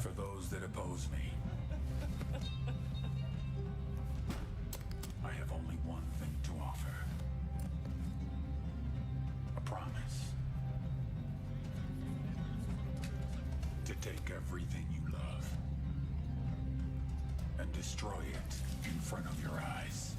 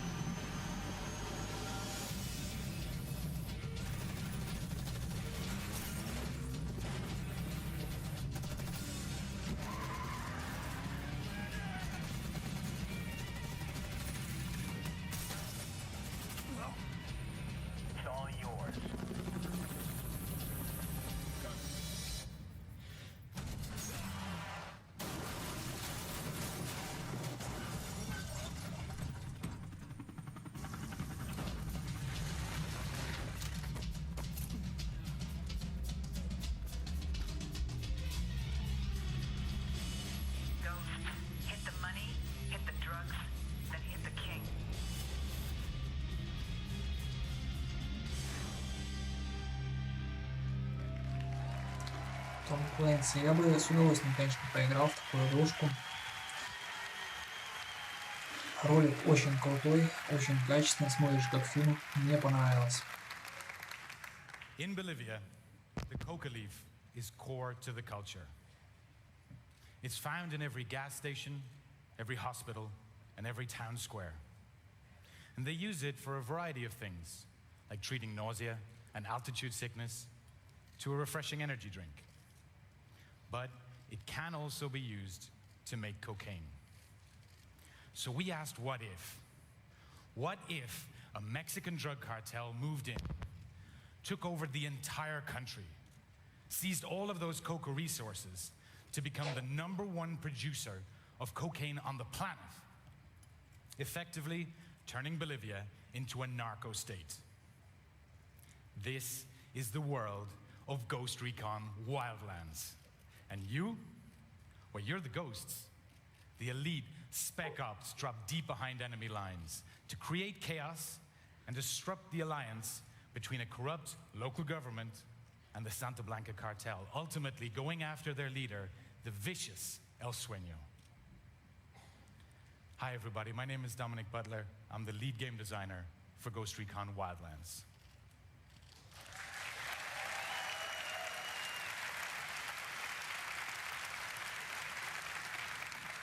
Ghost Recon Wildlands is the very first military shooter set in a massive, dangerous open world that you can play entirely in solo or in up to 4-player co-op.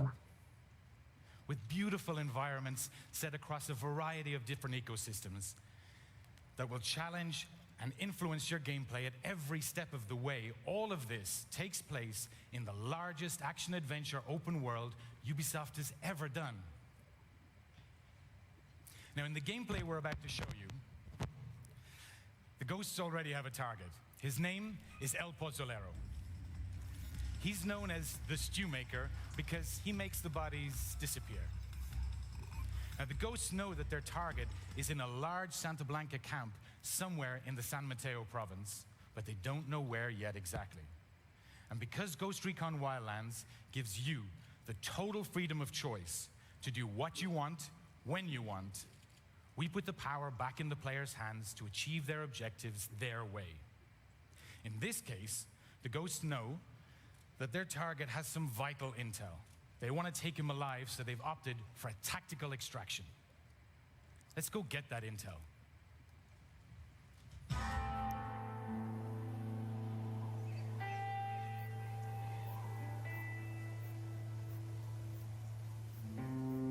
Here we go. The intel we need is supposed to be in this Sicario's house.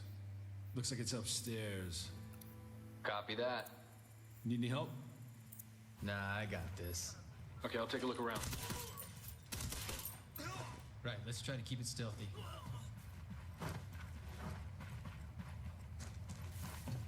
Вот я бы калаш поднял, я бы не пропустил. There's one right there. Boom, gotcha.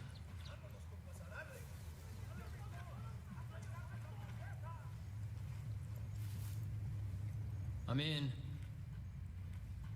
Oh shit, I've been spotted. You good? Yep, got it. Just moving upstairs. Alright, let's see what we got. Да, игра, конечно, выглядит превосходно, мне нравится. Okay, I got the intel on El Pozzolero. He's in a camp up in San Mateo. Cool, how far is it? We could use a ride. You got a car out there? No, something better. You ready to fly? Let's go. You got it.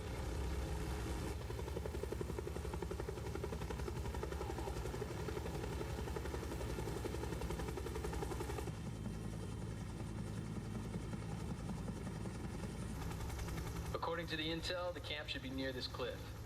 El Pozzolero's a high-value target. He's going to be well protected. There's a camp. Oh, damn, this one's gonna be tough. Yeah, we could definitely use some backup on this one. Hey, you guys need a hand? Right on time. We're going after El Pozzolero. We're at the east of the San Mateo base. Got it. We are on our way.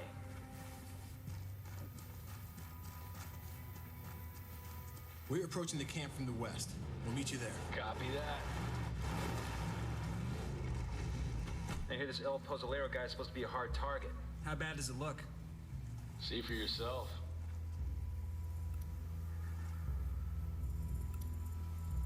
Oh, damn. Looks like a whole lot of trouble. Tag the lookout. Can you get him? Roger that. One less to worry about. Okay, we're splitting up. Weaver, can you get to a good sniper position on the south side of the camp? No problem. Alrighty, I'm moving in from the other side. Ну, взгляд, для пресс-конференции очень долгие ролики. Мне, конечно, страшно, геймплей показывает, довольно-таки интересно. Но, по идее, у них должно быть много игр. Если они столько времени уделяют одной, то что останется для других? Я думаю, там немного останется.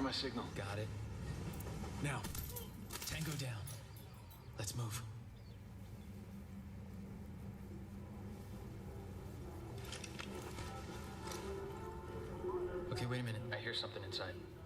Two guys. I got the one on the right. You ready? Ready. Go. Good job. Okay, I'm gonna deploy the drone and see what's up ahead. Совсем беспалевный разведдрончик такой.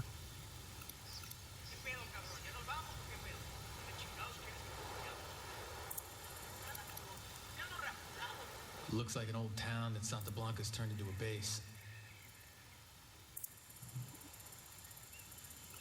Oh man, there are guards all over the place. That bad? Yep, be careful. One down, so far so good. Found my way in, guys. All right, let's see what's in this big building. Okay, I got him. Red gloves, gas mask. He's got guards with him. Got it. And another one down. I'm moving through.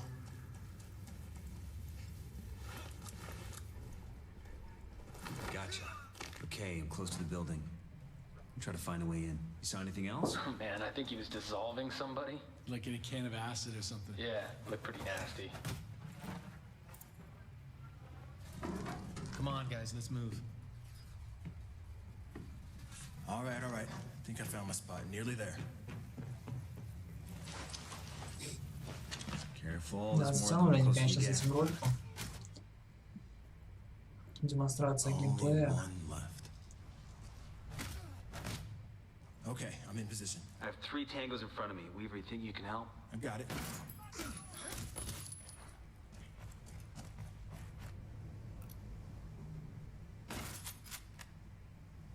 Going in.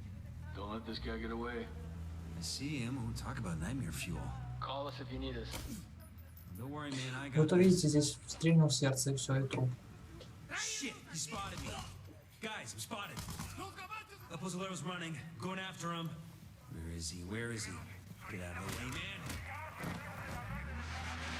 Okay, he's in a white SUV heading for the east end of the camp. Following on a bike. Got it. I'm moving to intercept. This camp's on full alert, guys. We need to get out of here fast. Shit, hold, get in the car. Where is he? Where is he? Where is he? Shit, no, he's moving too fast. Go the other way. Come on, man. Let's go, let's go. Hurry up, the gate's closing. I am right behind you. Weaver, are you okay? I'm good. Frag out. I'm pulling out. Found a bike, guys. I'm on my way. Все толпа в погоню. Hey, watch your fire. We need him alive. I can't get a good shot. This guy's all over the place. Не, в любом случае, выглядит это все очень здоровски. Да, конечно, физика немножко подкачала во время езды. То есть он скользит, не чувствует ни рельсов, ничего. То есть объемность объектов отсутствует при физическом движении колеса. Ну, пофиг. Главное, что красиво выглядит. This train. Where's the chopper? Where is it? I found it. Okay, getting in. I'm in the chopper, coming your way.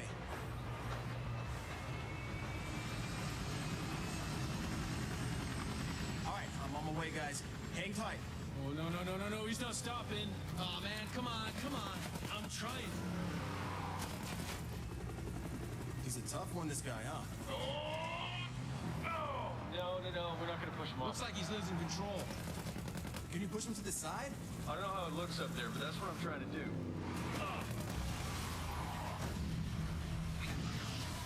Damn it, he dodged it. Hang on, guys. I'm nearly there. Oh, damn it. Okay, I got him. Yes, he stopped. I'll get him. Be careful. Ride's here. How'd you get, buddy? Hurry up, we got cartel reinforcements incoming. Up you get, and in you go. Adios. Let's get the hell out Они of с here. автоматов фигачат по Хаммеру. Нормально так.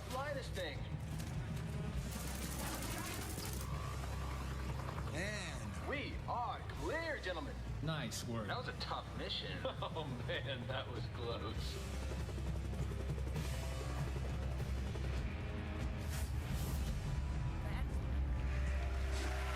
Да, заманчивая такая игрушечка, интересная. Если даст бог проапгрейдить железо, обязательно буду с нее немножко поигрывать. For those of you here at E3, please come by the booth. We've got 4-player co-op demos, and we would love for you to try it. We want to get your feedback. Ghost Recon Wildlands will be released on March 7th, Но для пресс-конференции слишком долго, я думаю, больше, чем там пару минут ролики на пресс-конференции не нужны.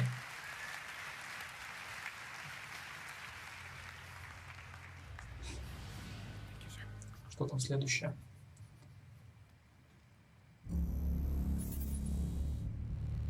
Crime in the United States is escalating at an alarming pace. The statistics are staggering. Urban centers are oversaturated with violence.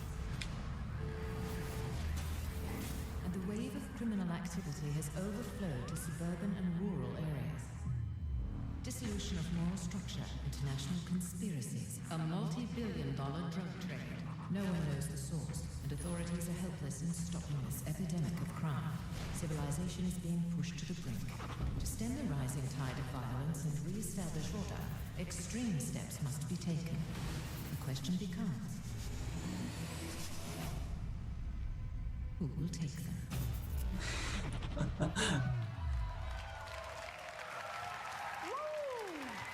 South Park. Нежданчик.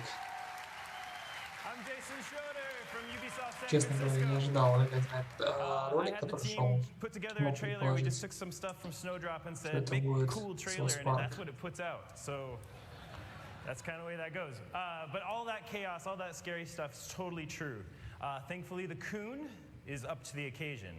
And who better to defend the town of South Park and really Colorado and really the world than superheroes or kids in superhero costumes? So, like the Coon, I need some help from some friends. Please welcome Trey Parker and Matt Stone.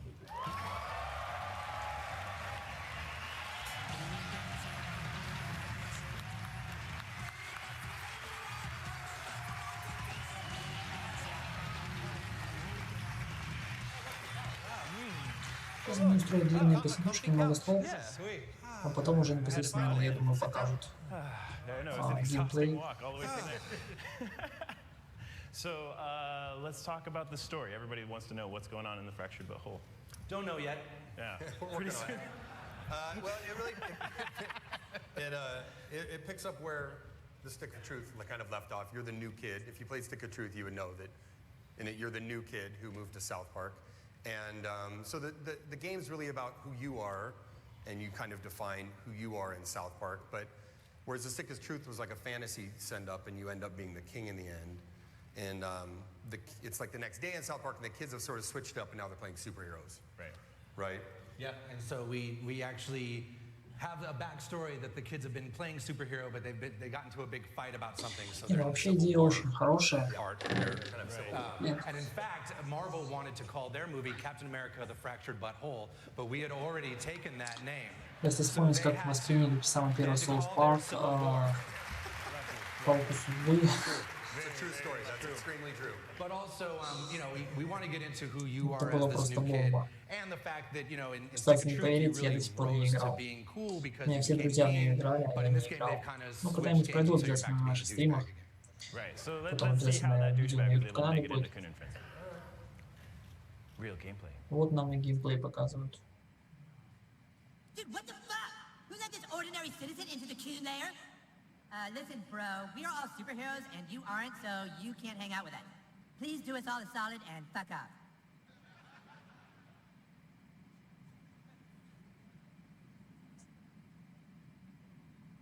Hey!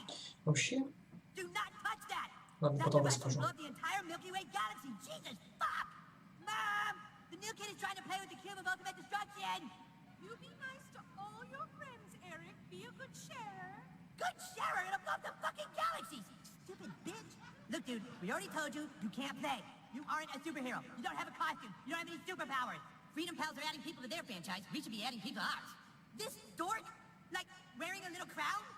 Does this look like a superhero to you? All right, have a seat, douchebag.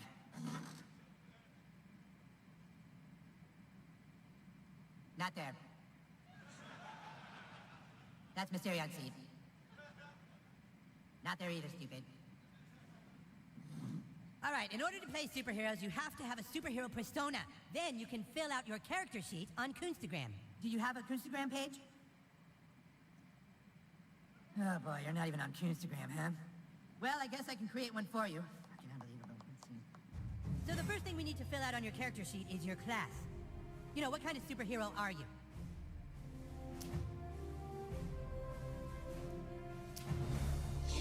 То есть ты выбираешь супергероя. Yes, like the Flash or Quicksilver. I like it. Yes. Wow. Woo!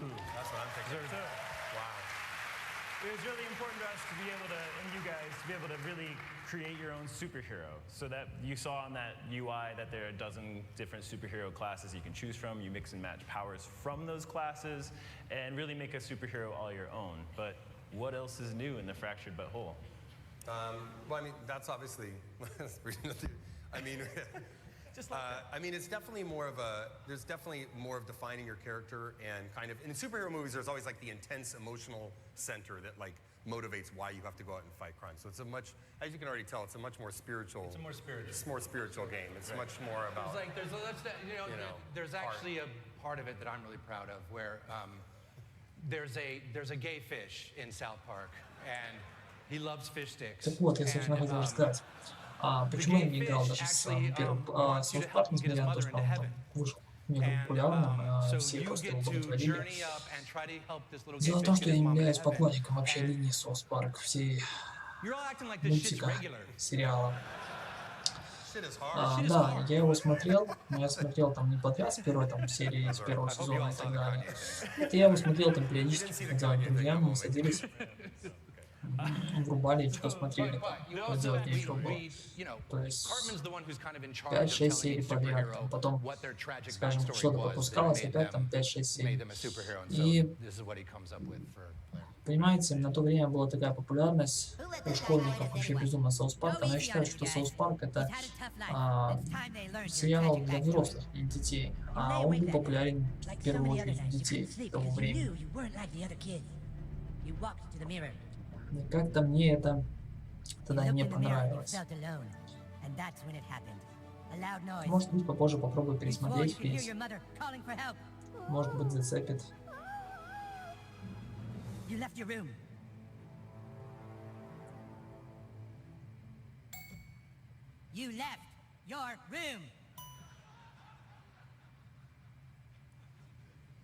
Seriously, dude, just walk through the door already? But then you finally reached your parents' door.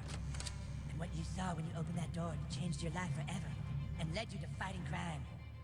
You were too late, because when you opened that door, you saw your dad fuck your mom. What?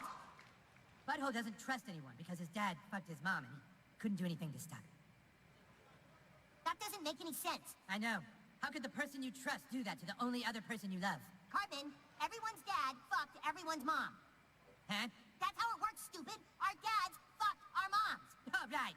So does that mean your dad fucked your mom, Cal? Huh? Yes, my dad fucked my mom. That's why I'm here. Don't steal his backstory, dude. That's not cool.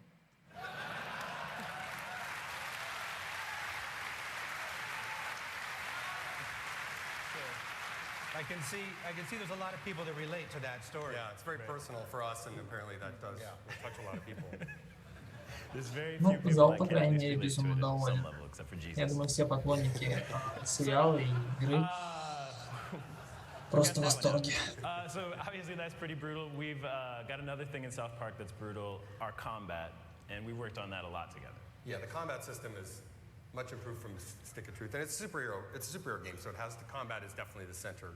Yeah, it was actually pretty cool because we, us and the guys from Ubisoft, we'd come down and talk about what this game would be, and we'd go back to my house afterwards and play board games because I'm a big board gamer. So we'd play all like my favorite board games and tabletop miniature type of games and figure out how to, you know, we still wanted to keep some of the turn-based stuff because it really makes it easier to do story, and so we just tried to do a big 4.0 version of Stick of Truth. Right. I mean, all of those sessions, it's a lot of real clarity that comes from that. So what we ended up putting in is they'll combat space and time.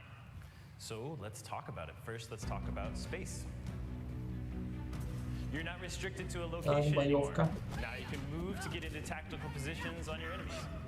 Ooh. You can also move to get behind cover. You can push and pull enemies, but they can also do it to you. You can knock them into props and get a little extra damage. You can knock them into other characters and get an extra attack. Да, выглядит это, конечно, забавно. You can use some of your powers like tweak here to get over obstacles. Надо будет обязательно пройти. So obviously using space makes a big difference.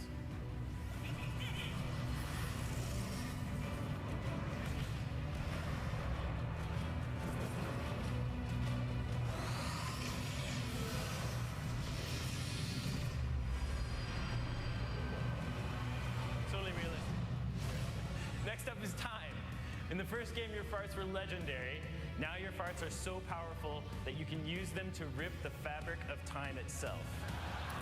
It's like Ghost Recon.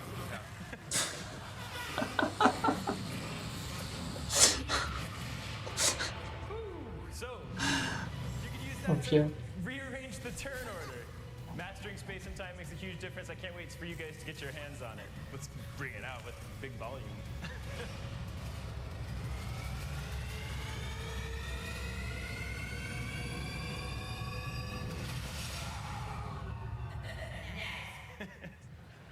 It's loud too. Yeah, it's a loud game. Yeah. So I think that's pretty cool. Yeah. So then we did all that, and now we do the business part. The business part? Oh, awesome. What's that part? It's obviously been an amazing game for us to work on, and I think both of our teams have been having a ton of fun. And we're almost done, and now we have some exciting news for our South Park fans before we go. Anyone who buys the Fractured But Whole will get the Stick of Truth for PS4, Xbox One, and Steam for free. If you pre-purchase the game today, бесплатно. Pre-purchase the game today, Fractured But Whole that is, and you can start playing Stick of Truth right away. So check out our website and for information and about our participating retailers. Right? Yep. Cool. Sounds great. You don't want to. So we made a trailer if you want to see it. Yeah.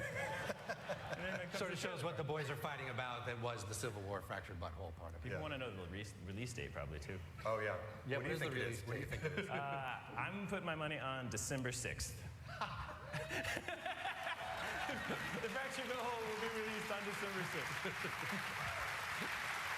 That's it. There it is. Thank you. Right, thank you. Thanks everybody. Thanks. Enjoy the trailer. Bye. Что, декабрь, так понял? Why did we choose this life? Why did we become superheroes? We dedicate our lives to fighting crime for one reason: to make $1 billion on a superhero franchise. Now let's go through the plan one more time. First, we start with the Coon movie, then we do the Super Craig movie, then Super Craig and Coon will join forces in the Human Kite movie just as we start ramping up Kenny's Netflix series. How come I have to have the Netflix series? I want a movie too. You have a movie, Mysterion. You're in the third Coon and Friends United movie, after your Netflix series. Yeah, but he's saying he doesn't ever get his own movie. Do I get my own movie? Not everyone gets their own movie. This franchise plan sucks. If we want to make billions of dollars, then I think we should start with the Tupperware movie. Right, start with a black superhero. Marvel is making a black superhero movie. Yeah, now? They waited years to get to that. We follow their plan. We do all the real people first, then we sneak the black guy in phase 3. How about we just do movies starring all of us, like all the time? But then we're just rehashing the same old material. There's nothing wrong with doing the exact same movie to start a franchise. Okay, J.J. Abrams. Okay, so you're on Cartman's side? He just likes this plan because he gets 2 movies in phase 1. God! We have to just go with this plan. We don't even have 1 movie yet. How did it get to this? How did we grow so far apart? You go with the plan. Maybe we'll just go and do our own franchise. Yeah. Oh, you want Civil War? Is that what you want? Yeah, dude, Civil War. Fuck you. Fuck you. Get out of my house. We'll make way more money on our franchise. Go ahead. I bet you don't even get halfway through phase 1 on your franchise, DC Comics.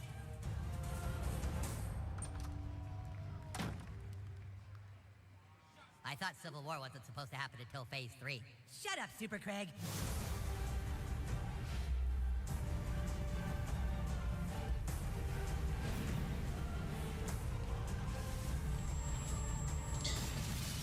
I didn't want to have to do this, but you leave me no choice. Did I just hear someone use a microaggression? Молодцы, конечно. Пока что пресс-конференция вообще шикарная, только что много разговоров. Немножко затянуто. If you have been playing that drinking game at home, you probably fell asleep on your computer. And now we move from the flatulent, prepubescent superheroes of South Park to the snowy post-pandemic streets of New York in Tom Clancy's The Division.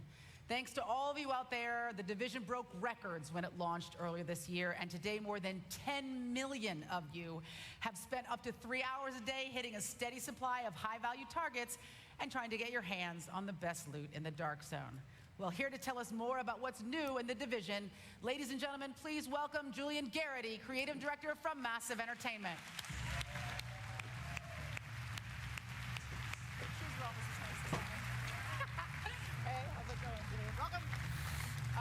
Видишь, он двигает, я не знаю,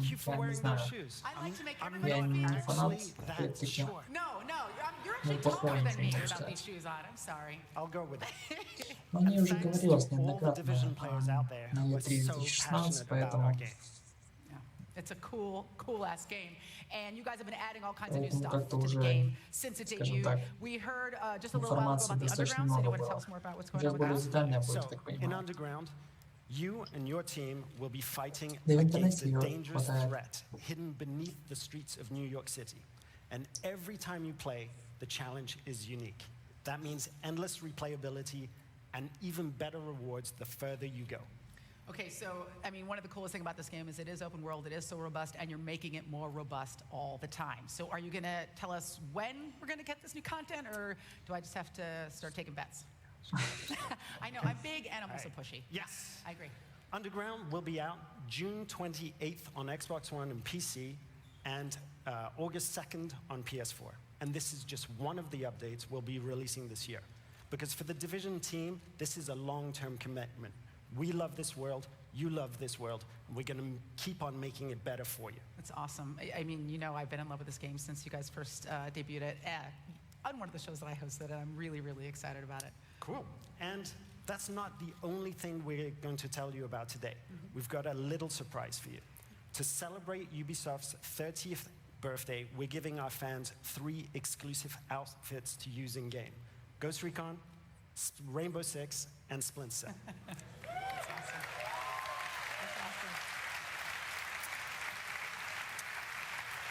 You get an outfit. You get an outfit. Chad, you get the 3 outfits. Good for you, Chad. So, if you're a member of Ubisoft Club, all of these outfits will be free for you with the release of Underground. It's like smushing 2 or 3 or 4 games together that you love. Don't tell the other teams. I don't know, I have a lot of feelings. They let us do this, but they're not I love it. Well, I'm super stoked about running around Manhattan in trifocal goggles without getting arrested like I typically do. So we've got Underground, we've got dope new outfits. More? We've got one more expansion to talk to you about today. In it, you'll struggle to find meager supplies in New York and fight to survive in some of the most brutal weather conditions imaginable. It's a completely new way of playing the game, and you'll be able to play it very soon. Even sooner if you're on Xbox One or PC. Ladies and gentlemen, this is survival. Большинство было похуже намного. Здесь очень качественная картинка, ничего не скажешь. Но общие декорации далеко не The лучшие. blizzard was getting worse. But we had to investigate the rumors of a cure.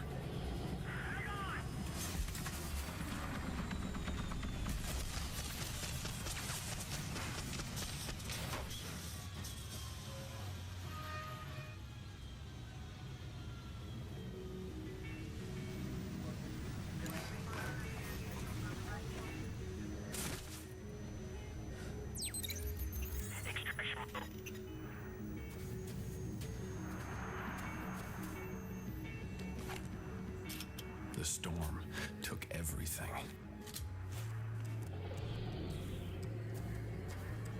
No food, no water, temperature dropping.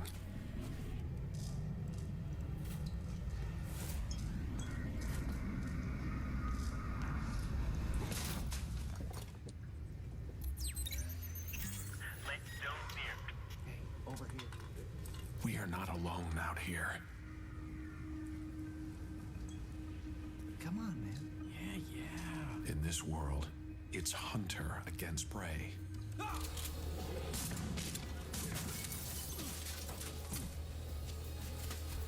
Go, go, go!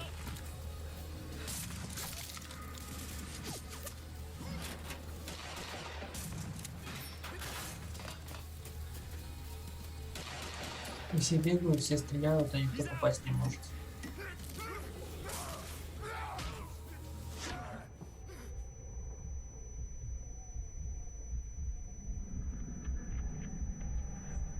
The storm doesn't care if you live or die.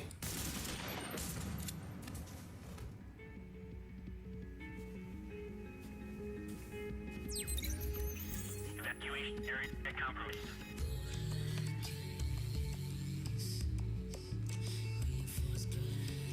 But some of us will survive.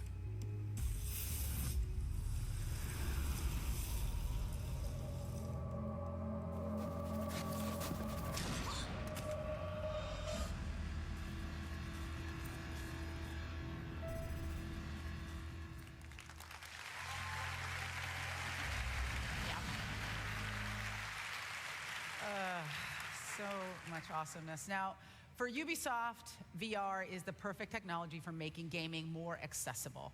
And Ubisoft Montreal's Funhouse team built a game that just about everyone is going to know how to play the minute they put on their headset. Что же So, будет дальше? here to take us Вопрос. into the world Если of эту игру Eagle мы Flight, ожидали, please welcome поэтому creative director Xiao особого Hudo, такого along with two huge fans of the game, Palmer Lucky, inventor and не founder of знаю, Oculus, ощущение, что нам and что Jason показали, Holtman, вау, head of там супер publishing at нету, потому Oculus что мы VR. знали, что она будет, мы ее уже видели. Но что будет дальше, я пока не знаю, так что ждем, смотрим.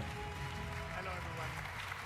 I am very excited to show you the game today, and even more excited to have you guys to play with us. Thanks for having us. We're huge fans of Eagle Flight. It's a very, very intuitive game, Там сейчас and еще играть было. the flight mechanic is super innovative, and it gives you that real freedom of flying in VR. But most of all, it's just super fun, and by super fun, На I mean заднем I can плане у beat нас Palmer новое almost every time I play. оборудование, я так понимаю, VR That's будет. not true. But we've been playing this game for months at Oculus, and we've been getting pretty good at it. And so this is a really good chance for us to come and show everybody that we can beat you guys at your own game. Let's see what you got, Palmer. Let's play. Let's go.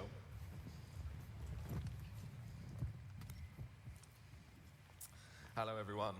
My name's Carsten Myhill and I'm going to talk you through for the first time ever at E3 a live PvP demo in VR. It's called Capture the Prey. And 2 teams of 3 will battle it out in the skies over Paris.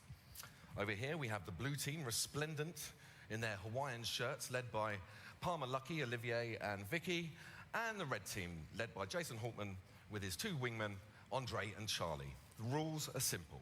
It's a capture the flag game. And we will play best of 3. So if we're ready to go, let's fly.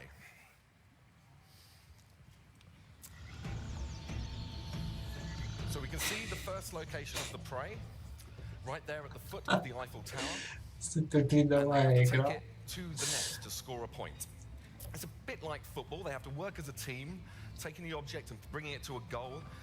All right, maybe not the greatest analogy in the world, but you get the idea. Teamwork is Париж, key они to попали в succeeding in this девяточку. game. Или они птицы, или они птицы. Нет, они птицы, непосредственно орлы какие-то. Overrun now with beautiful trees and undergrowth and nature and escaped animals from the zoo, like those giraffes over there. Olivier has the rabbit and is making his way over to the nest right now. He's trying to stay low, using shortcuts, weaving in and out of the trees, taking little alleyways and tunnels wherever he can, trying to stay out of sight of his opponents who are trying to shoot him. Oh, and he's been hit by Andre. And the rabbit is down. Charlie's got it. So the red team in possession. Oh no. Killed by Vicky. То есть игроки разделены на две команды. Получается, что то ли они что-то поднимают, либо проходить по отметкам. Are blue going to score first? Yes, they are. 1-0 to the blue team.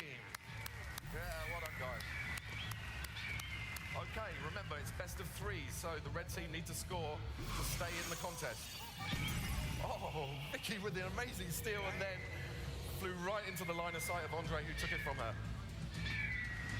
Into the tunnels, utilizing gusts of winds and thermals to get a speed boost. Andre looks like he's got a bit of a free run at the moment.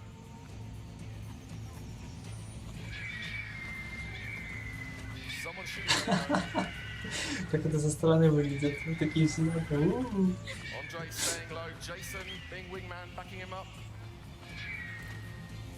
Over to the Pantheon there. Oh, great kill by Jason on Olivier. Oh no! But Andre has it for the red team, 1-1. То есть надо, наверное, подобрать вместе гнездо или как?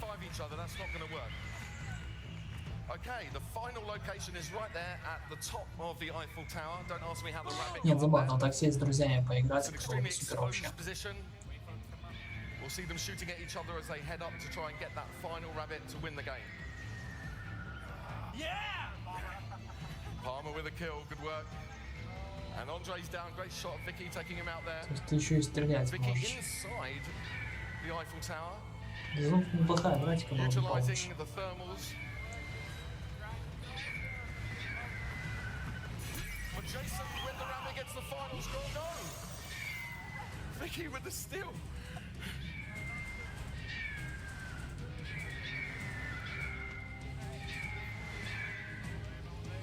Okay, we have to chase on to get to that final nest.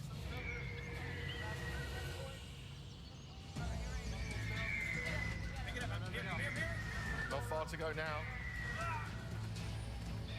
Да, реально, вот я бы в такой с друзьями собрался, все бы поиграл.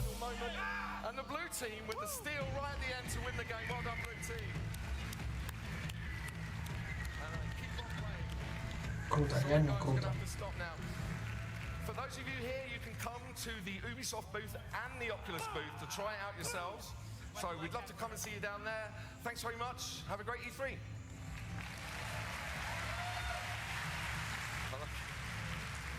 All right. Thanks to Palmer and Jason, Charlie, and of course the entire dev team. I actually got to play an early version of this game last year here at E3, and I'm not going to lie to you, it was like super alpha, and I peed a little. Like it wasn't even very good, and it was awesome. So this is going to be incredible. I really encourage you to check it out. Eagle Flight is going to be on Oculus Rift and all the other VR platforms this fall, and it is playable this week at the Ubisoft and Oculus booth. So get down there. То есть я так понял, что это еще альфа-версия, Now то that есть we've она seen будет some все flying raptors дорабатываться. soaring through abandoned city streets, it's time to ascend a bit higher in elevation. So please welcome Ubisoft Red Storm's David Votipka.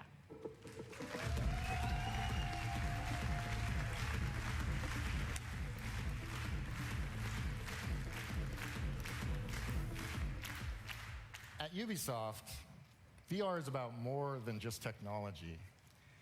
It's about creating games that just weren't possible before, and exploring new worlds with friends without ever having to leave your living room. It's about fully immersing yourself in these worlds and going places and becoming people and doing things that you otherwise could not do. Today, VR is all about opening up the final frontier.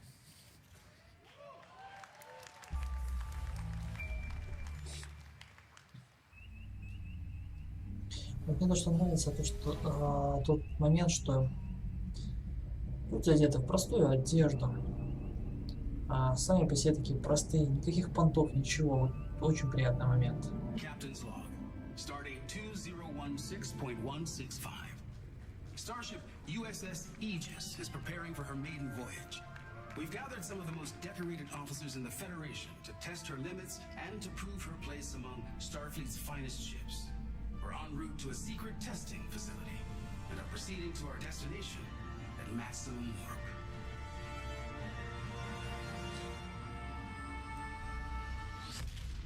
This is amazing! Wow! Absolutely astonishing. When I walked in, I really wasn't sure what I was actually walking into. This is very cool. If I could have imagined what I would have wanted the Star Trek VR game to be, this is it! This is what we've been waiting for. Holy crap, this is amazing. I mean, it really is breathtaking. That was an extraordinary experience to be fully encompassed in a world. Whoa, not into that. You're interacting with each other and you're talking to each other and you're taking orders from the captain and I mean, it's really cool. So there's captain, helm, piloting the ship, tactical. То есть они реально команда типа космического корабля. I'm feeling pressure already. I'm feeling nervous now. All right, shields up. Prepare warp. Take us out. Yes, Captain. Co-op gameplay is not. I mean, you know, we can Каждый выполняет роль определенного специалиста на корабле, члена экипажа, и, собственно, благодаря этому они летят. Круто. The team does not succeed unless everybody does their job well. Ship decloaking. Activating shields. Okay, shields up. Shields up. I really did not want to lower the shields while we were under attack. I was very impressed by LeVar playing that game today. He really had the language of Star Trek down. And they are transporting, Captain. It's like, yes, yeah, this makes you push the buttons. I will say I nailed being the engineer. That doesn't sound good. It's a Klingon. Red alert. Preparing to warp. We're under attack. We have been waiting in anticipation for so long for the technology of virtual reality to catch up with where we imagine. Сколько у людей эмоций, хотя там графика простецкая. А если сделать графику современную, крутую. Ensign, as soon as you can get us the hell out of here, I'd be most grateful. This was really incredible. Hull is down to 20%. Come on, y'all. Punch it. As soon as you can. Here we go. It's your own Star Trek experience in a virtual world where you can hang out with whoever you want. And that's a pretty good deal.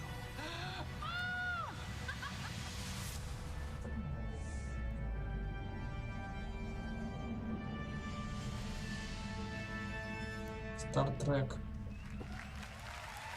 Реально крутая идея.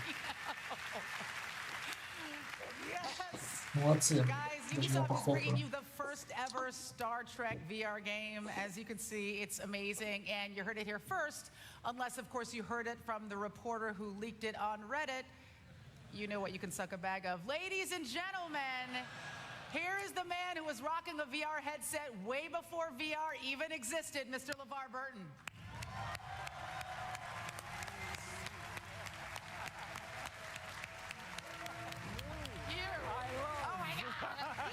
This is so exciting. This is happening, this is happening, this is happening. Okay. Welcome to the sofa I had installed here for precisely this occasion. Thank you so much. So it looks like Ubisoft got some of the old Trek band back together. I mean, like all of the old Trek bands and the new ones back together. So great. I have two questions for you. First of all, I know you have my email, so why no invite? But we'll talk about that after. And how did the game compare to being on the actual Enterprise? So here's the thing, right? We use our imaginations so much, right? When you're on the set. You guys know that. When you're operating the console, it's really not connected to anything. You knew that, right? You're breaking all our hearts I know. But here's the thing. You don't have to imagine in this game. You are existing in a completely rendered environment. You are on the bridge of a starship, and you're with your friends. It's pretty cool. It's so Кто amazing. смотрел So, сегодня what was it все like working with that пресс-конференции, particular crew? там All of you having had real enterprise experience. на I той know I can't let go of the пресс-конференции fact на, that it's по-моему, not real. Okay, yeah, I know. майкрософтовской, But it feels real. I mean, игрушку it felt пиратскую real to us when we were doing показывали, it. ну, в смысле про Playing with про Carl пиратов. and Jerry was amazing. И Because, там we have this непосредственно special тоже bond командное как бы just like управление you will кораблем, with командные your сражения, friends то when you есть play. каждый выполняет определенную роль на корабле. Вот если бы туда сделать еще виртуальную реальность, это было бы вообще бомба.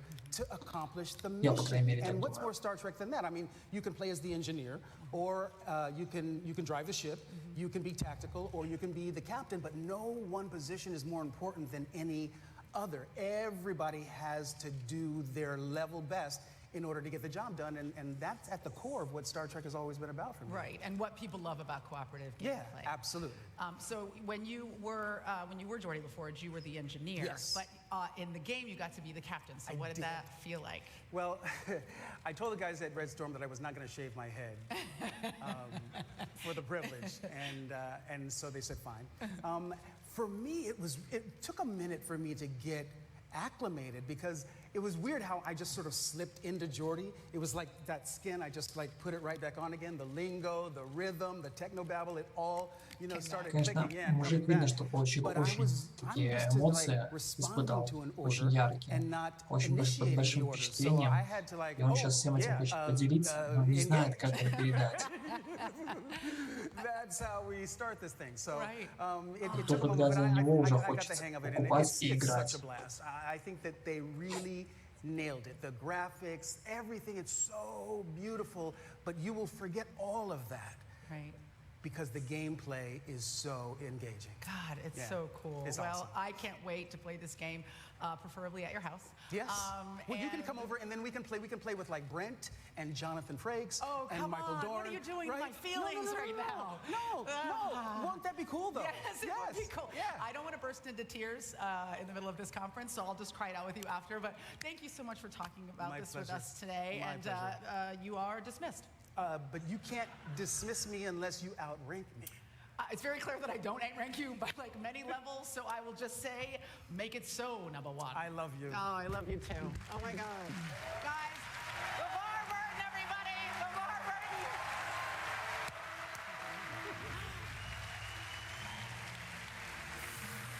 Okay, so we've all imagined ourselves on that bridge. Now you get to do it. We're going to have Star Trek Bridge Crew at the Ubisoft booth, and of course when it comes out this fall on all major VR systems.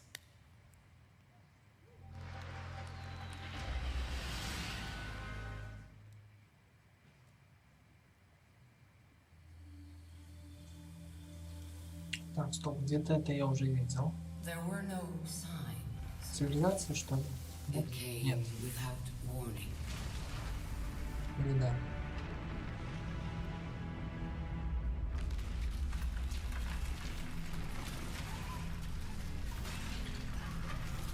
Нет, быть не может.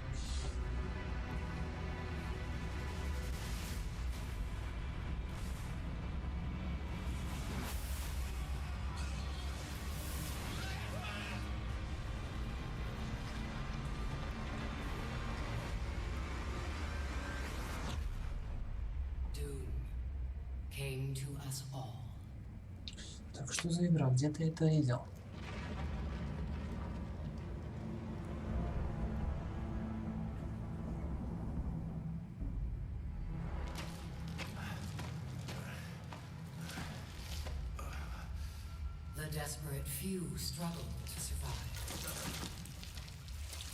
Ролик, конечно, очень крутой.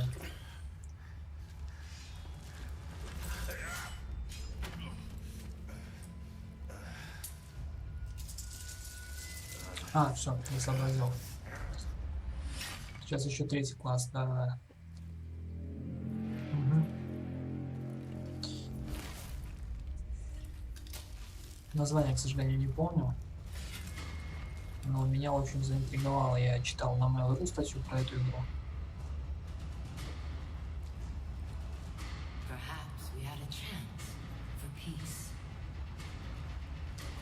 Desperation and trust are seldom allies.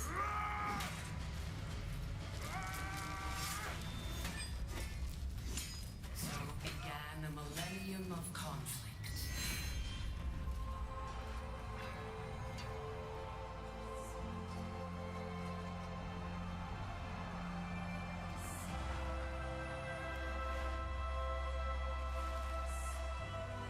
Ну, уже лес вырос, а они там все бьются за эту воду.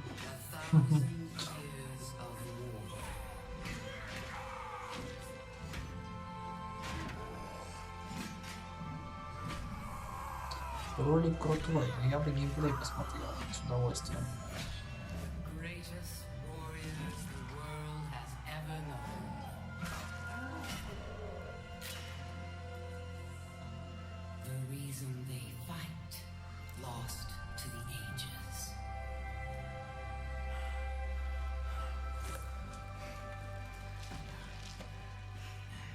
Пониже, только уже постаревшие. Here they still stand, searching for a sign of peace.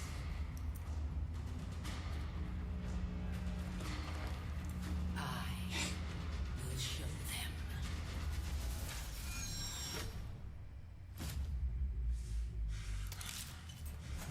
I am Apollyon.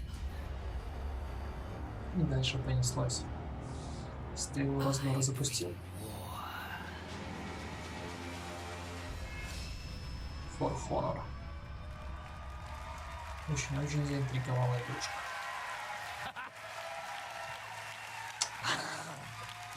Этот дядька каждый раз, когда выходит на сцену, он такой хриплый голос. И публика его обожает. Apollyon and her Blackstone legions crave a world where trust is impossible, and the wolves among us can roam free. I'm Jason Vandenberg. I'm the creative director on For Honor. Last year, in our multiplayer reveal, we gave you the chance to experience our new melee combat system, the art of battle. Now, we welcome you to the world of For Honor. In our campaign, be knighted. Join the Blackstone legions to drive your enemies from your lands. As a samurai, unite your people to prevent a civil war and restore the prestige of the empire. And as a Viking, well, I think it's better to just show you, huh? I'd like you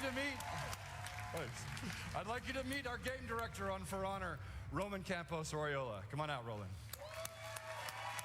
Yes. My brother. Good luck. You are the raider. In the aftermath of war, your people were starving. You brought them back. Now, your fleet sails for the lands of the samurai in seeking plunder and glory. Вот сейчас нам геймплей покажет. Непосредственно человек будет он сидеть играть. Прямо в зале. Точнее, на сцене. Apollyon's war had taken us to the edge of extinction. But that raider Походу, геймдиректор сам озвучивал. of who we are. We would raid, but not Apollyon. Not yet. But they knew we were coming.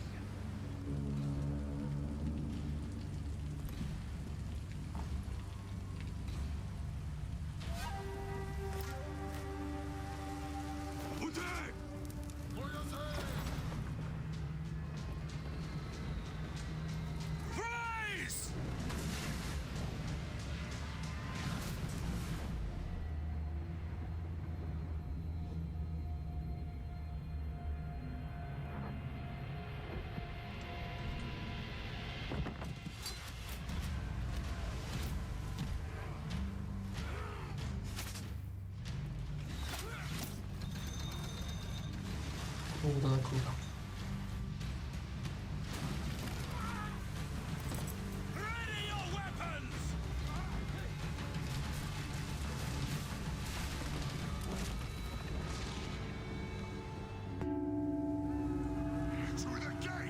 А вот уже непосредственно сама игра пошла, я понимаю, сейчас. Плавный переход.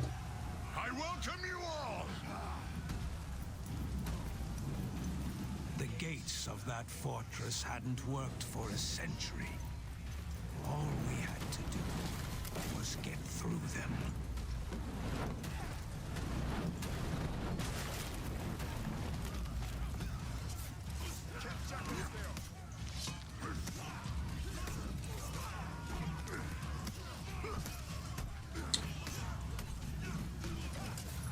Он раньше презентовал что-то такое же, только там рыцарь был, да, рыцари сражались. А тут, видите, уже разные классы.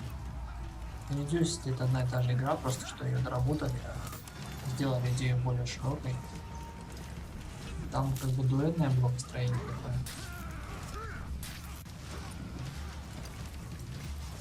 Выглядит круто, я бы реально поиграл в это.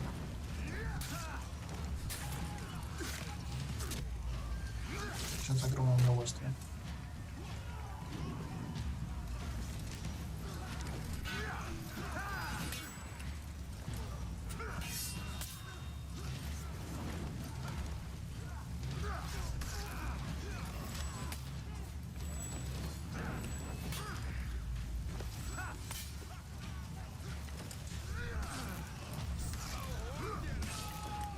That war was the only way forward.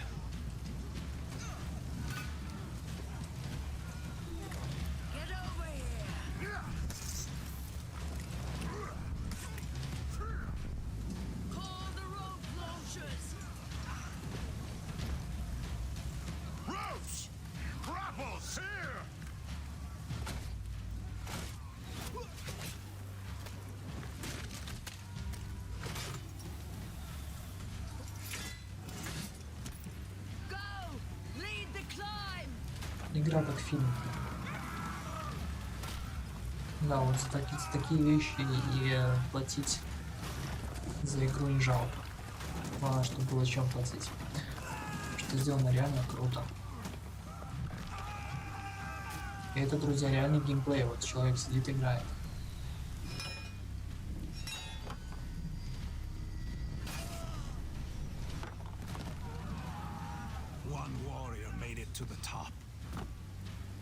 Ну, понятно, что геймплей пересекается с синематиками, но все же.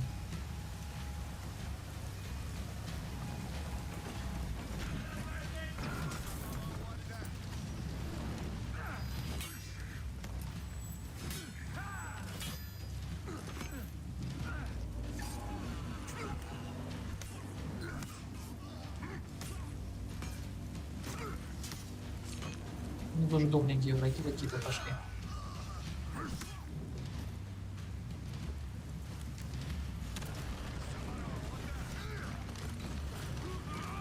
Вообще круто.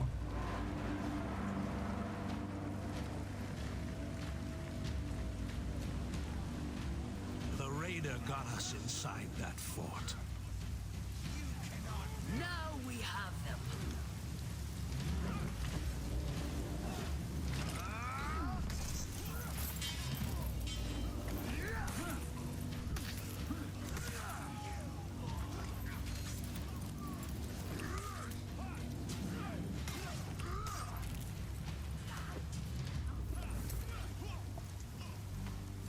То есть еще и по своим бить можно.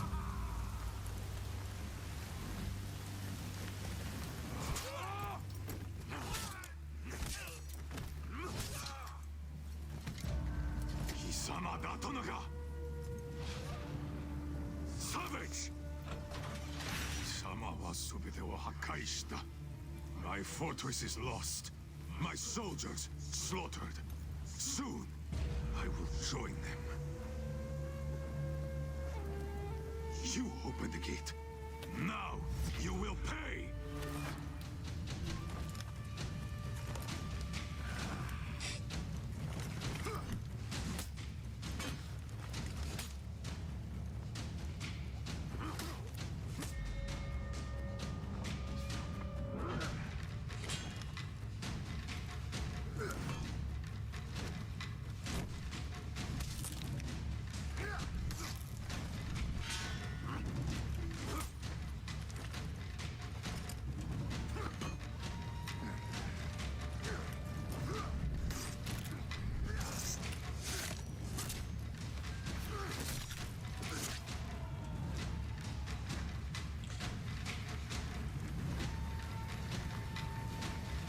реально круто, блин.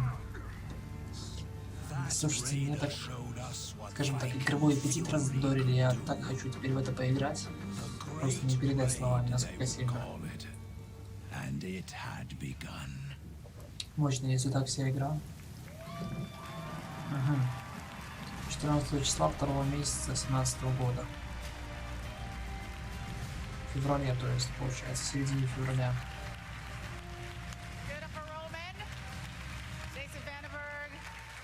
If you are looking for something to give that very special someone in your life, For Honor will be available on Valentine's Day. Yeah, sweet, it's a nice gesture. What could be more romantic than dinner, drinks, and an all-night vendor of epic warfare? Either you'll bond forever, or she'll move out in the morning. And if you're in LA, come by the Ubisoft booth to play For Honor. Now, for those of you watching at home, head to forhonorgame.com to register for the very next alpha that will come very soon, all right? Now, here to talk about catapulting of a completely different kind, please welcome producer at Ubisoft Reflections, Pete Young.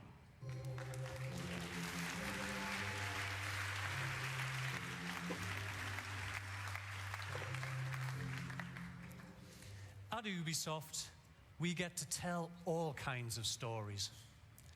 Like how we can go from a massive AAA game like For Honor to, well, to a wobbly red robot in a small experimental game.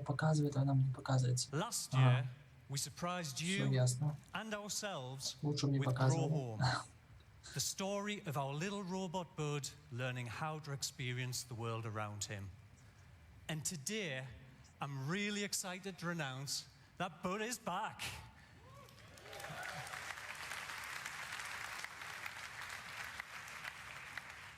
And this time, he's not just growing home, he's growing up.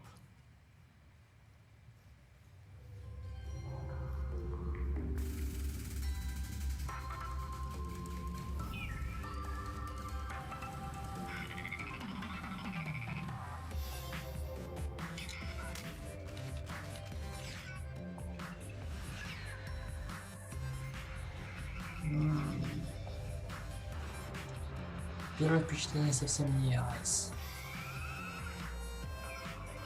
Непонятно что.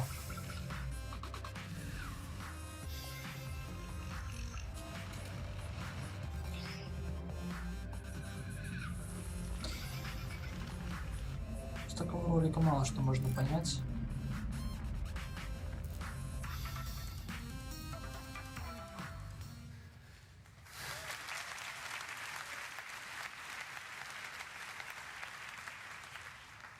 In Grow Up, Bud will take his first stumbling steps without the watchful eye of Mom, and you'll get to stretch your acrobatic skills across an entire planetary playground. Not only can you forget your words, not only can you ride the giant star plants, but you can throw down seeds and use plants to bounce, shoot, and catapult yourself to new heights. All the way to the moon. We want you to help Bud grow up this August on PC, PlayStation 4, and Xbox One. Thank you and enjoy E3.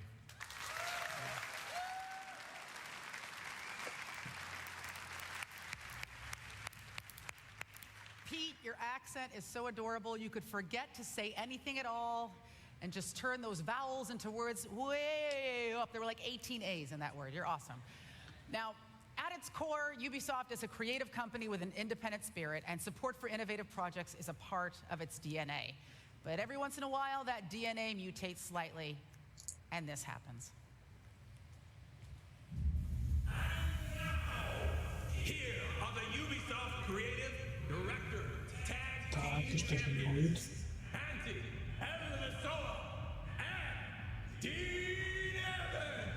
О, бог ты мой.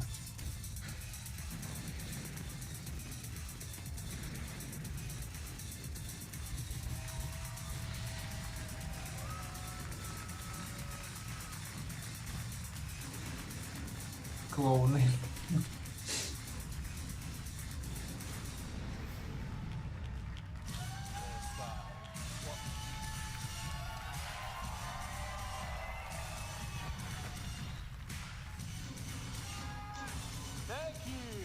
Thank you. Thank you. Thank you. Where's Chad? Not you. Out. So I'm sorry. I'm just kidding. I'm just kidding. Hello. I'm Antti, the creative director of Trials and also President of Finland.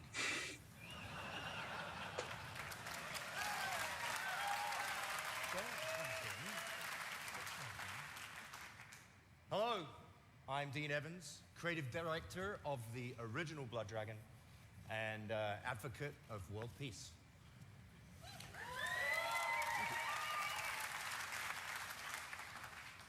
Trials and Blood Dragon made baby together. That's right, Auntie. And this horrible problem child is being delivered right now. И...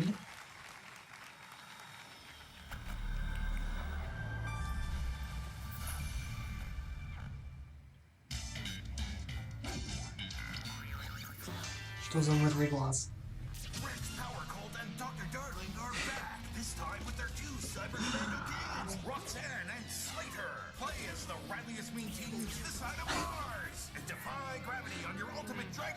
Они что, серьезно?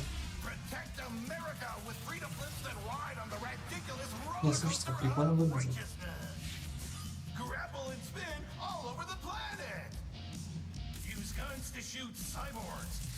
Communist aliens and giant ancient Dragon Ball! Space is the place, and the action is in your face! Ride through loops, hoops, and multiple dimensions into the future. Я бы даже попробовал в такое поиграть, не знаю, выглядит забавно. Trials of the Blood Dragon! Знаешь, вот эти вот картинки, это ужас какой-то, но сама игра вроде выглядит интересно, многообещающе.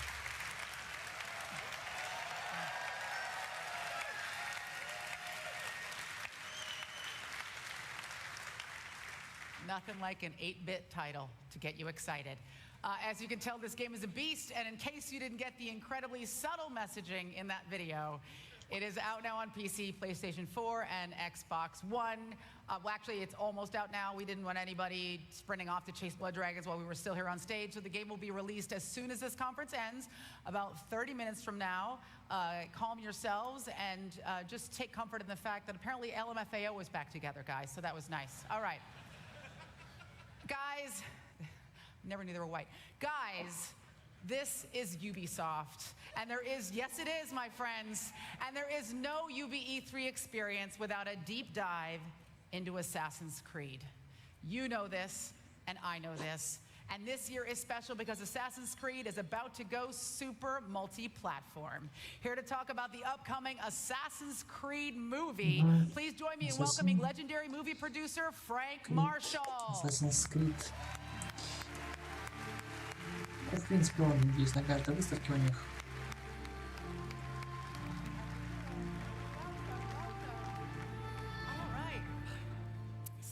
Frank, thank you so much for coming today. Great now, to be in here. case, I'm excited to have you. In case people don't know, you have worked on some of the hugest films and film franchises that have ever existed in our history. Indiana Jones, Back to the Future, the Bourne films, Jurassic World. So what drew you specifically to this project? Well, I mean, it's kind of simple. I'm always looking for a good story. And I thought that the Assassin's Creed universe really had all the elements that could make a great movie. Yeah. So it was kind of our goal as the filmmakers to take these elements and stay respectful to the franchise and the DNA of the brand and bring something new to the franchise that could be experienced in movie theaters. So we have a new story. We have a new hero, dynamic supporting players and characters. So we kind of mixed a little bit of the old up and the familiar with the new elements. And this is such a storied franchise. There is so much to draw from. I think everybody is super stoked to see that Michael Fassbender is playing in the lead role. Yes. It's an incredible cast all around. What can you tell us about what went into making this film? Well, it's really kind of a massive production. We shot in 3-4 different countries. Obviously, there's an historical aspect to the story where we go back in time, just like in the game. But we really wanted to get the right team to put together the movie, and we started with our director, really esteemed, fantastic director named Justin Kurzel, who had just worked with Mr. Fassbender on Macbeth. And he's really a true visionary who understands the best elements of the game and how to translate them into the movie. Then we assembled a team of really incredibly talented people to surround him with and create the world, and using these real locations and a team of stunt experts to take us into the parkour and the elements that you're going to see in the film.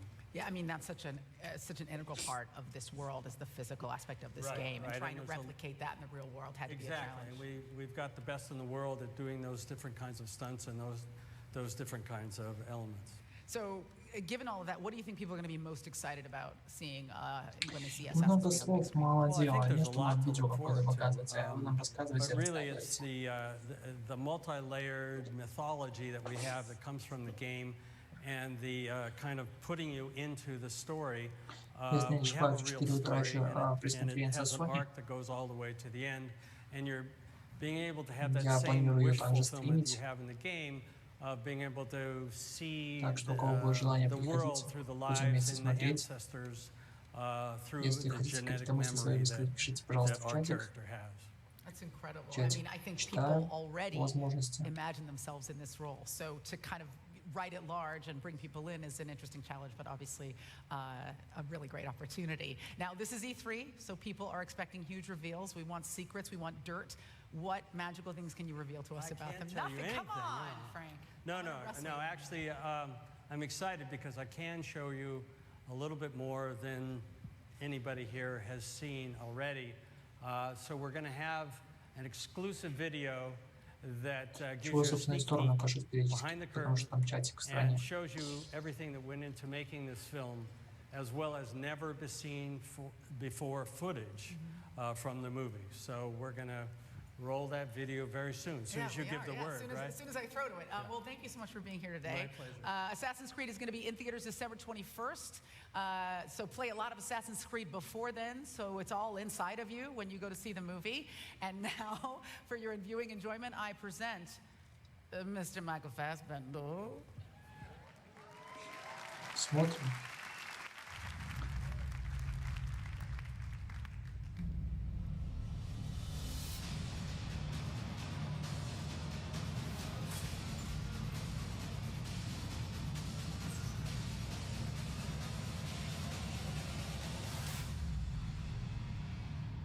Assassin's Creed. The Assassins are fighting for free will, and their main rivals are Templars. And Templars are trying to enhance humankind through science.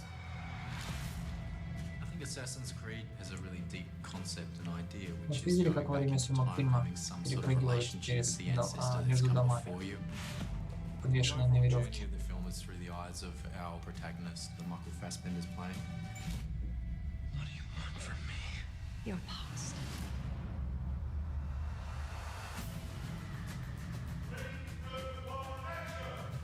He starts to learn that he comes from a lineage of assassins.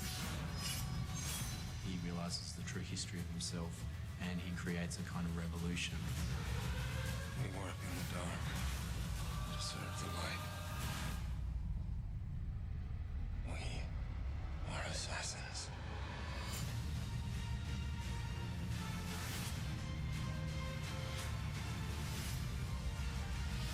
Michael is one of the greatest actors of his generation, and there's many other strong characters in the film.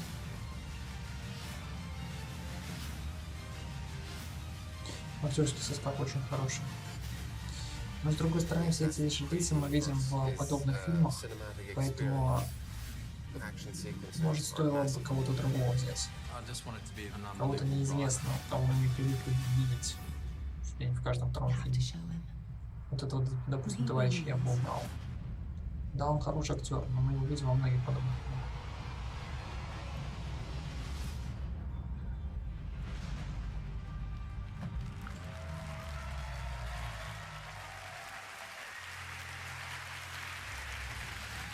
В декабре?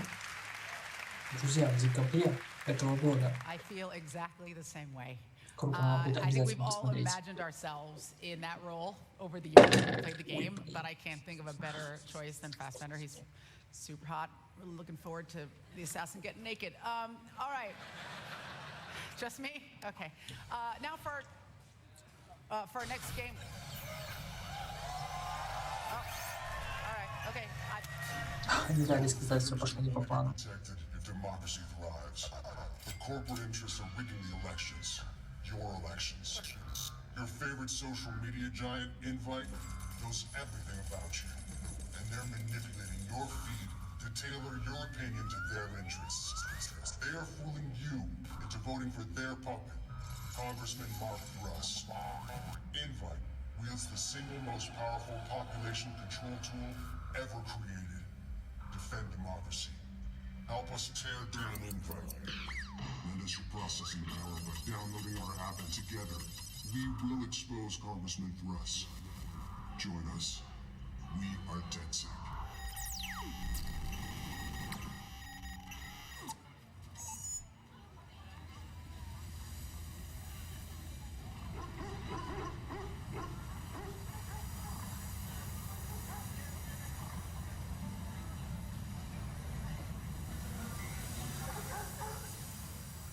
Hello, everyone, and welcome into the San Francisco Bay Area, the birthplace of the tech revolution and Watch Dogs 2's new playground. This time, you will join DedSec, a hacker group rebelling against an establishment that uses technology to take away our freedom. You are Marcus Holloway, a brilliant young hacker on a mission to take back control from this establishment. Now, we all live in a hyper-connected world. Everything we use and every one of us is connected through technology. From the perspective of a hacker, this world is filled with opportunities. So in Watch Dogs 2, everything around you can be hacked in creative ways.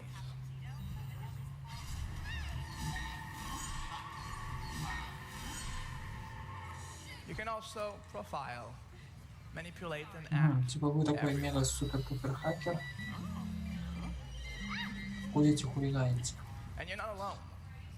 You can seamlessly encounter other DedSec hackers. And now, getting into co-op has never been simpler. Oh, hi. But for now, let's deal with Invite, a social media giant that's just been exposed by DedSec.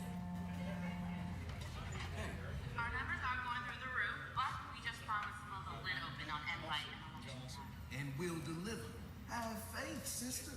Sure, if we can find evidence that Invite's manipulated. Видите, а как он их хакер, если у него комп, собственно, в рюкзаке?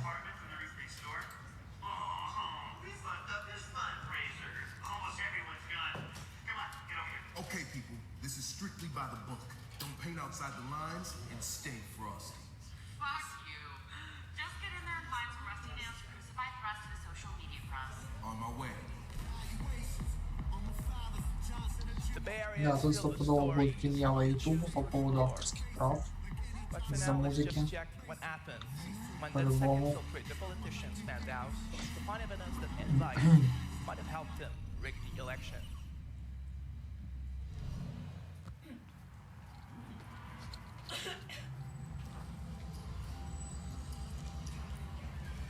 А это дамочка такая же, видимо.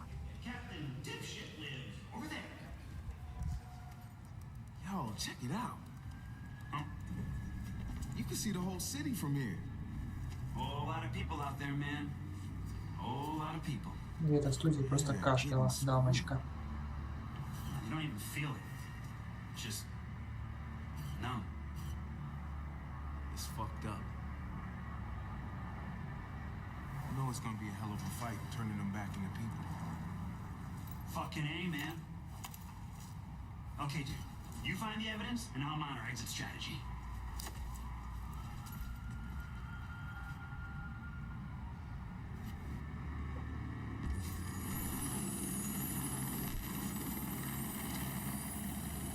Hey, is Is that the congressman?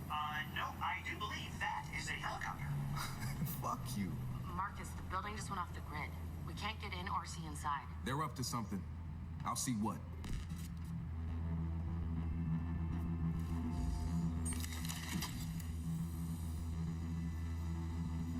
Прикольно, у него квадрик раскладывается. Кинул, он сразу летит разложенным.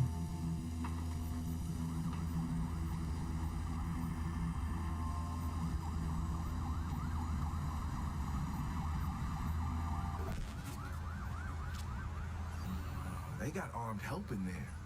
Something's definitely up.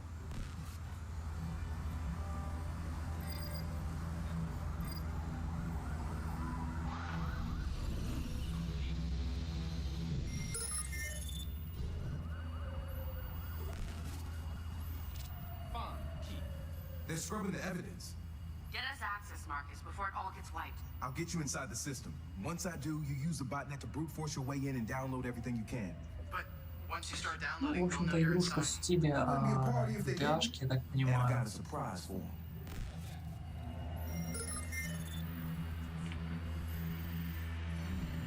Where are we on wiping the Congressman's cloud? That's done, but there's a team that invites scrubbing the backups too. They're good at this. They're the best computer forensics team we have. You pay Но если не играть, то только лицензию с озвучкой, потому как здесь очень много именно связано с диалогами и звуком. Иначе бесполезно будет.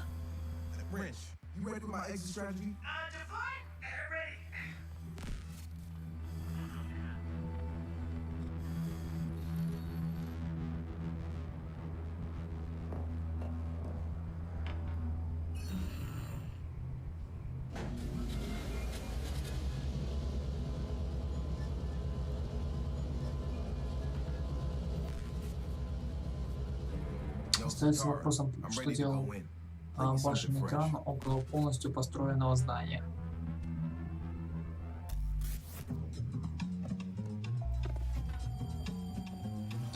Надевает ушки, включает музончик и пошел.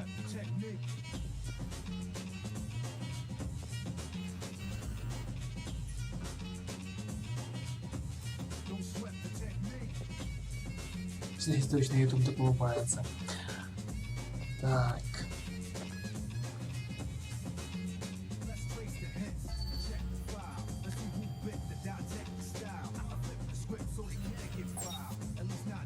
There's something over there.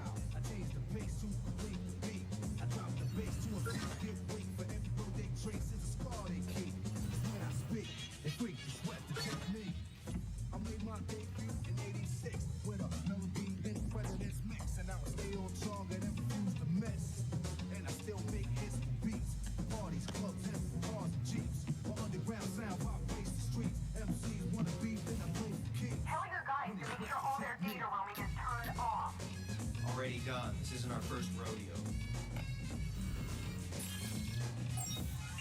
There, hey, what's that?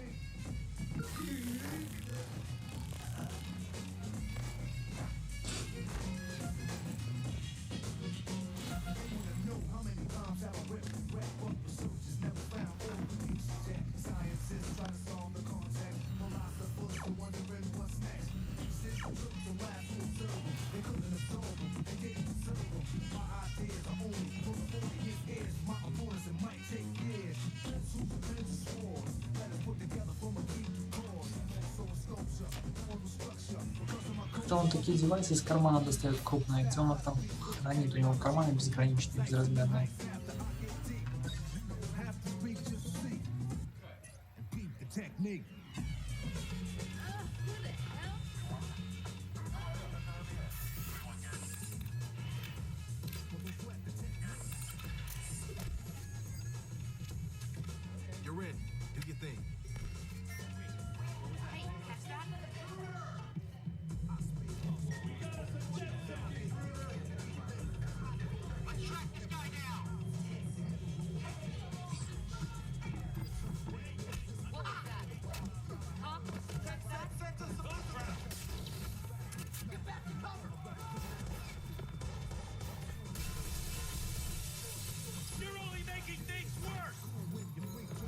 Прикольно, он не сразу встал, постепенно так по земле, вот эта вот правдоподобность. Очень круто сделано в этом плане. Только они не додумали, откуда он достает все свои девайсы.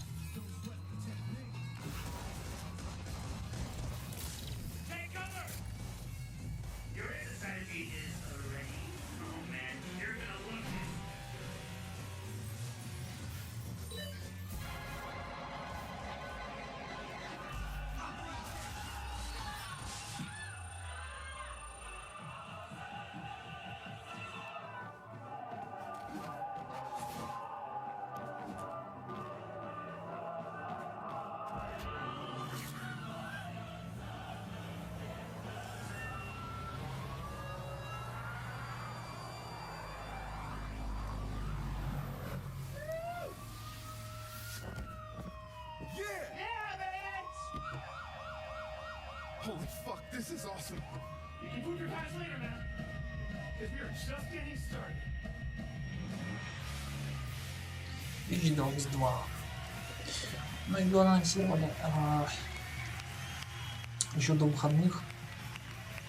В конце той недели я не смотрел трансляцию. Собственно, поиграть в это стоит явно. PC, it's so cool to see my hometown Я даже in в that первом не game. играл. And much like you, whenever I'm infiltrating a corrupt politician's penthouse, I also listen to Eric B. and Rakim. Если удастся поиграть, обязательно I'd like to welcome будет Ubisoft стрим. CEO Yves Guillemot to tell you a little bit И, more соответственно, about потом запись, естественно, будет на YouTube, на нашем канале.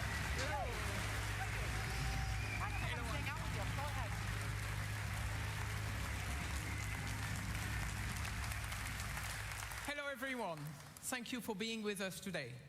So as you may remember, when we launched the first time Watch Dogs with the PS4, it was a major success. And that was really thanks to Sony and the push they did have on this game. So today, I'm very happy to tell you that we are going to continue with Sony and we are going to do Watch Dogs 2 with them. So I would like to ask Tim from Sony to come with us and tell you more about it.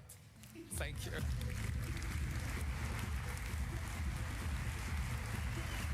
Он выходит снова. А, нет, это не он.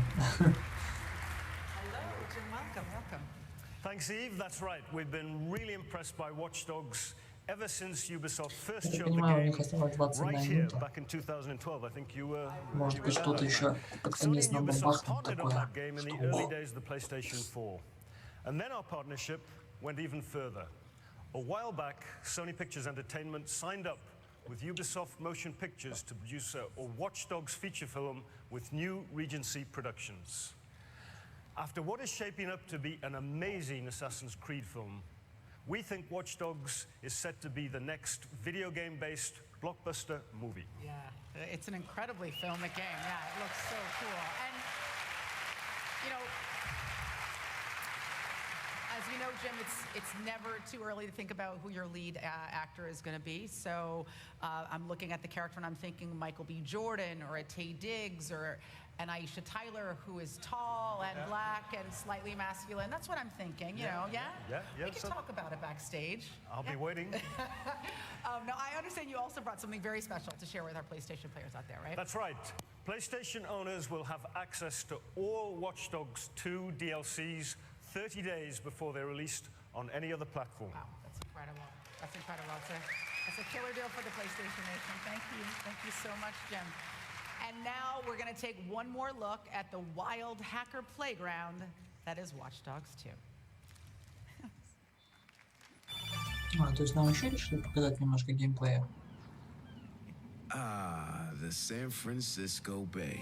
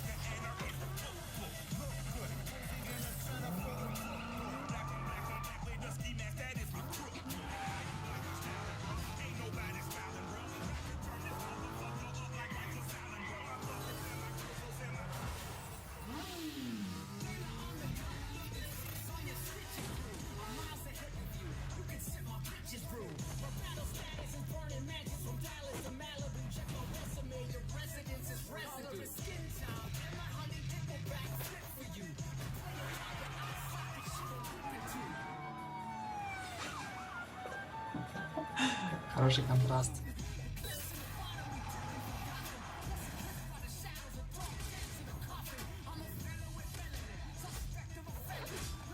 Это ладно, я понимаю, он получает доступ, например, к электрокарам, но старым автомобилям, в которых электрика это простейшая, не так доступ не получишь. Там нечего взламываться, там сплошная механика. Не понимаю. And of course, what's a game about hackers without a few good robots? So if you pre-order the limited edition of Watch Dogs 2, you'll get your very own Wrench Jr., a hack security robot from the game. It's probably not going to help you oust a corrupt corporate overlord with a stranglehold on your city, but it is radio controlled and so quite useful for annoying your coworkers and ending unwanted relationships. All right, folks. We have one more game to show you today, and we all know that Eve likes to be the one to announce the next big thing. So I'll let him take it away. Ladies and gentlemen, главный вопрос. Давайте. Или я поспешил. So I'm excited to tell you about our new IP from our studio in the French Alps. The studio has a lot of multiplayer expertise. You know, those guys have done Splinter Cell multiplayer. They have done also Assassin's Creed multiplayer, and they worked on The Division on some part of the game. So for the first time, we are combining the thrill of action sports with a fully explorable open world. So this game will give you a chance to challenge your friends and to share your adventures with the community. It's a completely new genre, and I am sure you will love it. Thank you.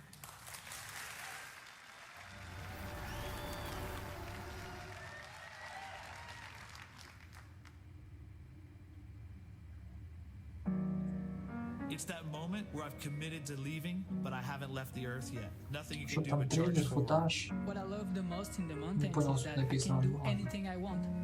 It's pure freedom. You know, there's always a bit of fear. If you don't have a little fear, you know, then you're a little crazy, I think.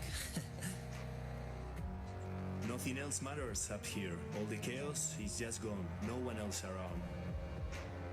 The moment my feet leave the earth, everything else disappears. It's pure adrenaline. It's what I live for.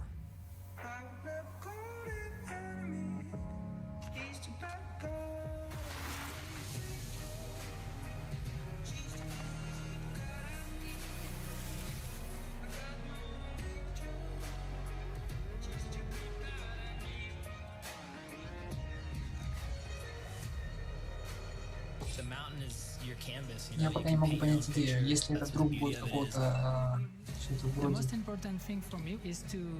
сказать, игры для VR, тогда да, все понятно. Типа экстремальные виды спорта, типа в очках виртуальной реальности, там ездишь на лыжах, либо летаешь на параплане и так далее. Если же нет, то мне пока не очень понятна задумка. Да, должна быть какая-то завязка еще.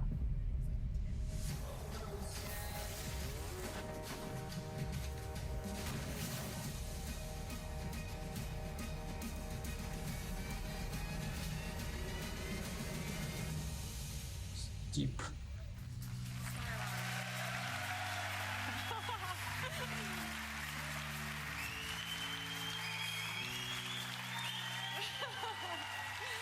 Hello everyone, I'm Studio Manager Rebecca Coutaz. And I'm Creative Director Igor Manso.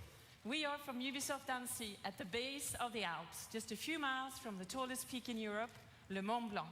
From our studio windows, we are surrounded by the mountains, and they have inspired us to develop the game that we are here to show you today.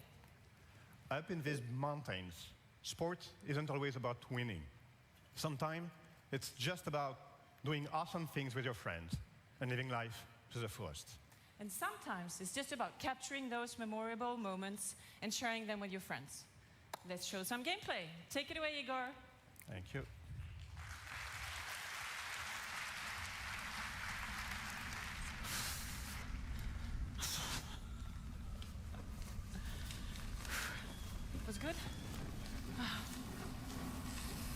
Сдвиги какие-то совсем странные были.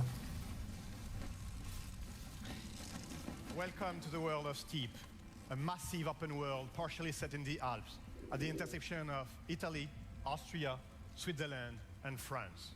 Италия, Австрия, Швейцария. We're currently flying over Aiguille du Mont Что Blanc, там еще and in case you're прослушал? wondering, Aiguille means needles. Альпы. First thing we'll do is land on a small rock over there. And notice a man on the right, walking up to the summit. That's another player from the community.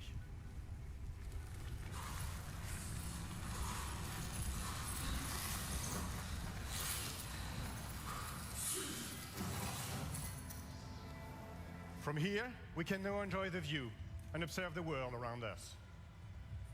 That big guy in front of you is the Mont Blanc, the biggest summit in the region. And in the distance, you can see the Matterhorn, one of the wildest spots in the game.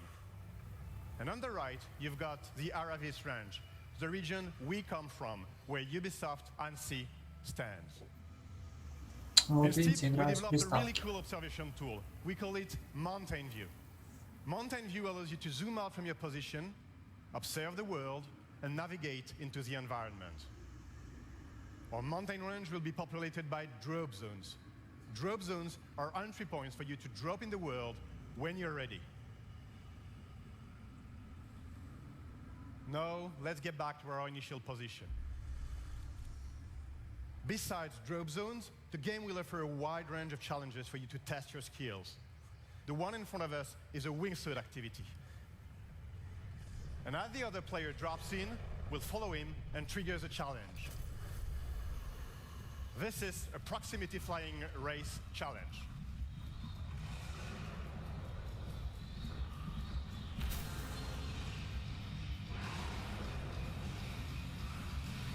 Ну то есть она идет как соревновательная. Вот, в общем-то, все понятно. То есть ты соревнуешься с другими. Но повторюсь, если сюда добавить очки виртуальной реальности, то должна получиться просто бомба.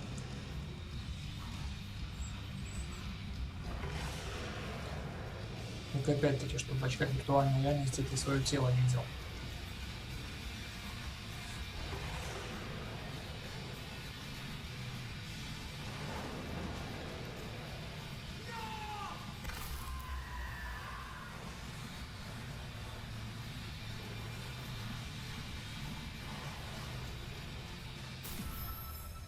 We just secured the silver medal, and as we land, we could choose to move onto skiing in the Aiguille.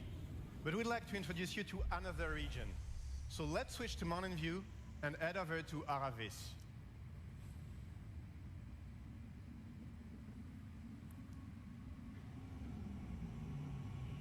The purpose of this next sequence is to show you what it's like to play online with your friends or with other players from the community.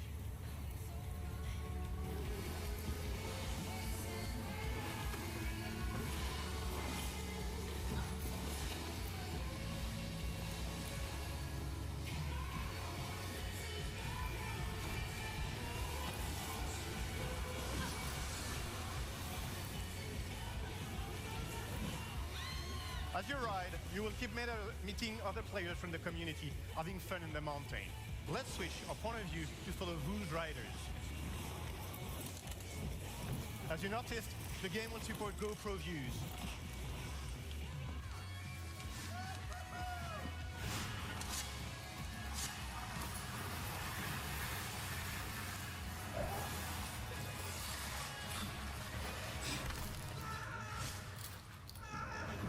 Вот представьте, вот это вот увидеть в очках виртуальной реальности. Как ты видишь, речь потом собрал. Должно быть неимоверно. If we go back to Mountain View, take a look at that trail. Every line you do in the world creates a trail, and that trail is really cool. It not only allows you to check what you've done on your ride, so you can analyze your line, but it also allows you to launch a replay of what you've seen and what you've done.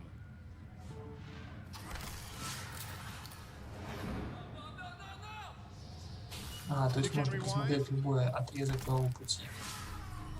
Pause, control the camera, Go slow-mo.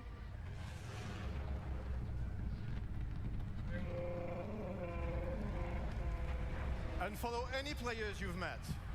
Круто. And the idea here is to allow you to push that replay of your performances or just crashes to all social networks so you can share it with the world. Even better, not only can you share videos, but say you liked that jump over the cliff. You know it's a tricky one. You can push it as a challenge to your friends, you define the rule, share it so it becomes part of the content your friends will see in their game. But let's catch up with our red paraglider.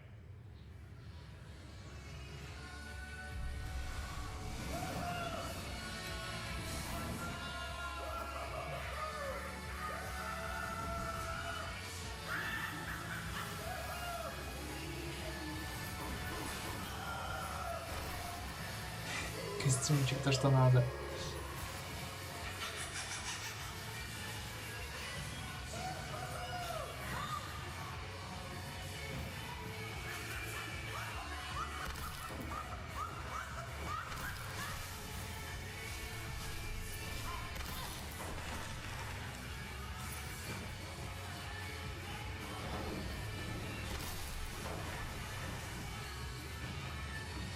Крышам домиков тоже прикольно. Не, вообще игра с большим потенциалом явно. There is one last thing I'd love to show you. Steep is definitely about sharing intense, thrilling, crazy, or just pure fun moments. And it's also about enjoying the mountains.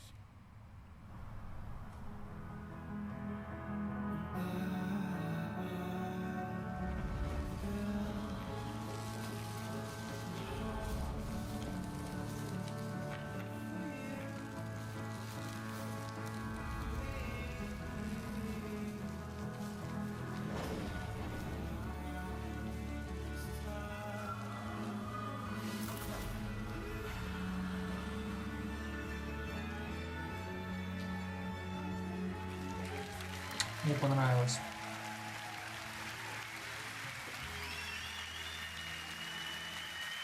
Thank you very much. Thank you.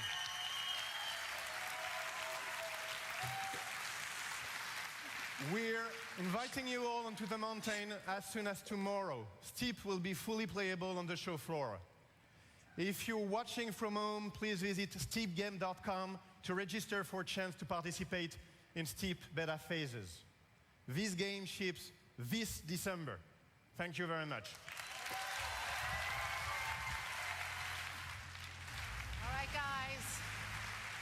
Ну, они сейчас могут подгонять еще просто ролик какой-нибудь побахнуть, только чтобы все что здесь творилось. Либо это уже конец будет, сейчас узнаем. Back out here one more time. Come on out, everybody. This is going to be like the end of Saturday Night Live, only all the game devs have not been drinking for hours. Although I'm sure they'll start very soon. Welcome, Eve.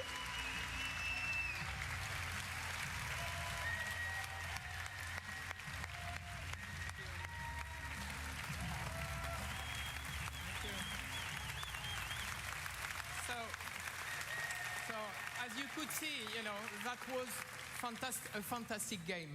And I think it's just the beginning, because as you know, this game will be live for a long time. So those guys are going to give you a lot more. So I would like to thank you, all Ubisoft teams, and Aisha, for their creativity and all the passion they have. I would like also to thank you, all the gamers. We are only here because of you. We really love you guys, because you always push us for excellence. As Aisha said, this year, Ubisoft celebrates our 30 years birthday. That means 30 years in the best industry in the world.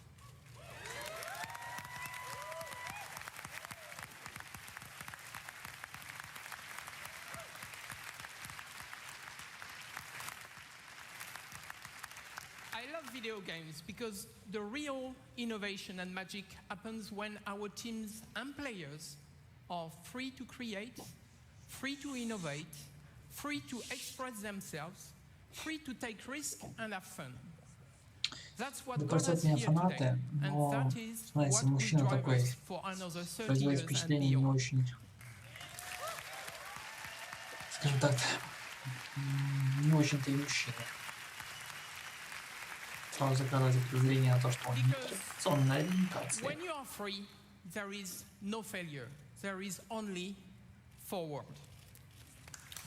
Вам спасибо, нам спасибо, все довольны. Давайте подведем итоги. В целом, мне пресс-конференция понравилась. Единственное, что немножко растянуто. То есть где-то много слов, где-то слишком долго показывают видео. Я бы это все немножко сократил. Ну а игры, которые мы увидели и увидим потом еще в дальнейшем уже непосредственно, когда будем играть в них, мне понравились. Вообще в целом E3 этого года на меня производит очень положительное впечатление. Я очень рад, что смотрю его. Надеюсь, вам тоже нравятся игры, которые нам в этом году показывают. И надеюсь, что на оставшихся пресс-конференциях будет не хуже. В общем-то, итоги подвели. Можно закругляться. Сейчас досмотрим данный ролик. И я буду заканчивать. Если я не ошибаюсь, в 4 утра будет пресс-конференция Sony. Ее, естественно, я тоже планирую стримить, смотреть вместе с вами, по возможности общаться через чатик. Так что пишите, приходите на стрим. Ну, а кто хочет потом посмотреть записи, на нашем канале будет обязательно. Так что заходите туда и смотрите. Ну а пока все. Всем пока.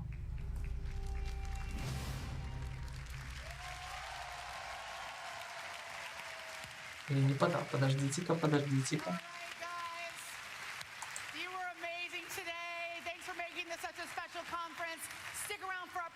Where we're going to answer your burning questions about Ubisoft and our conference today. Everybody, you've been so awesome.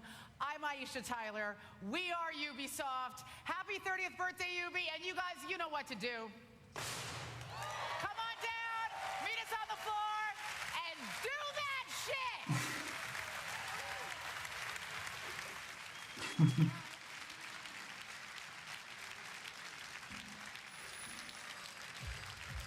Мы рано собрались уходить.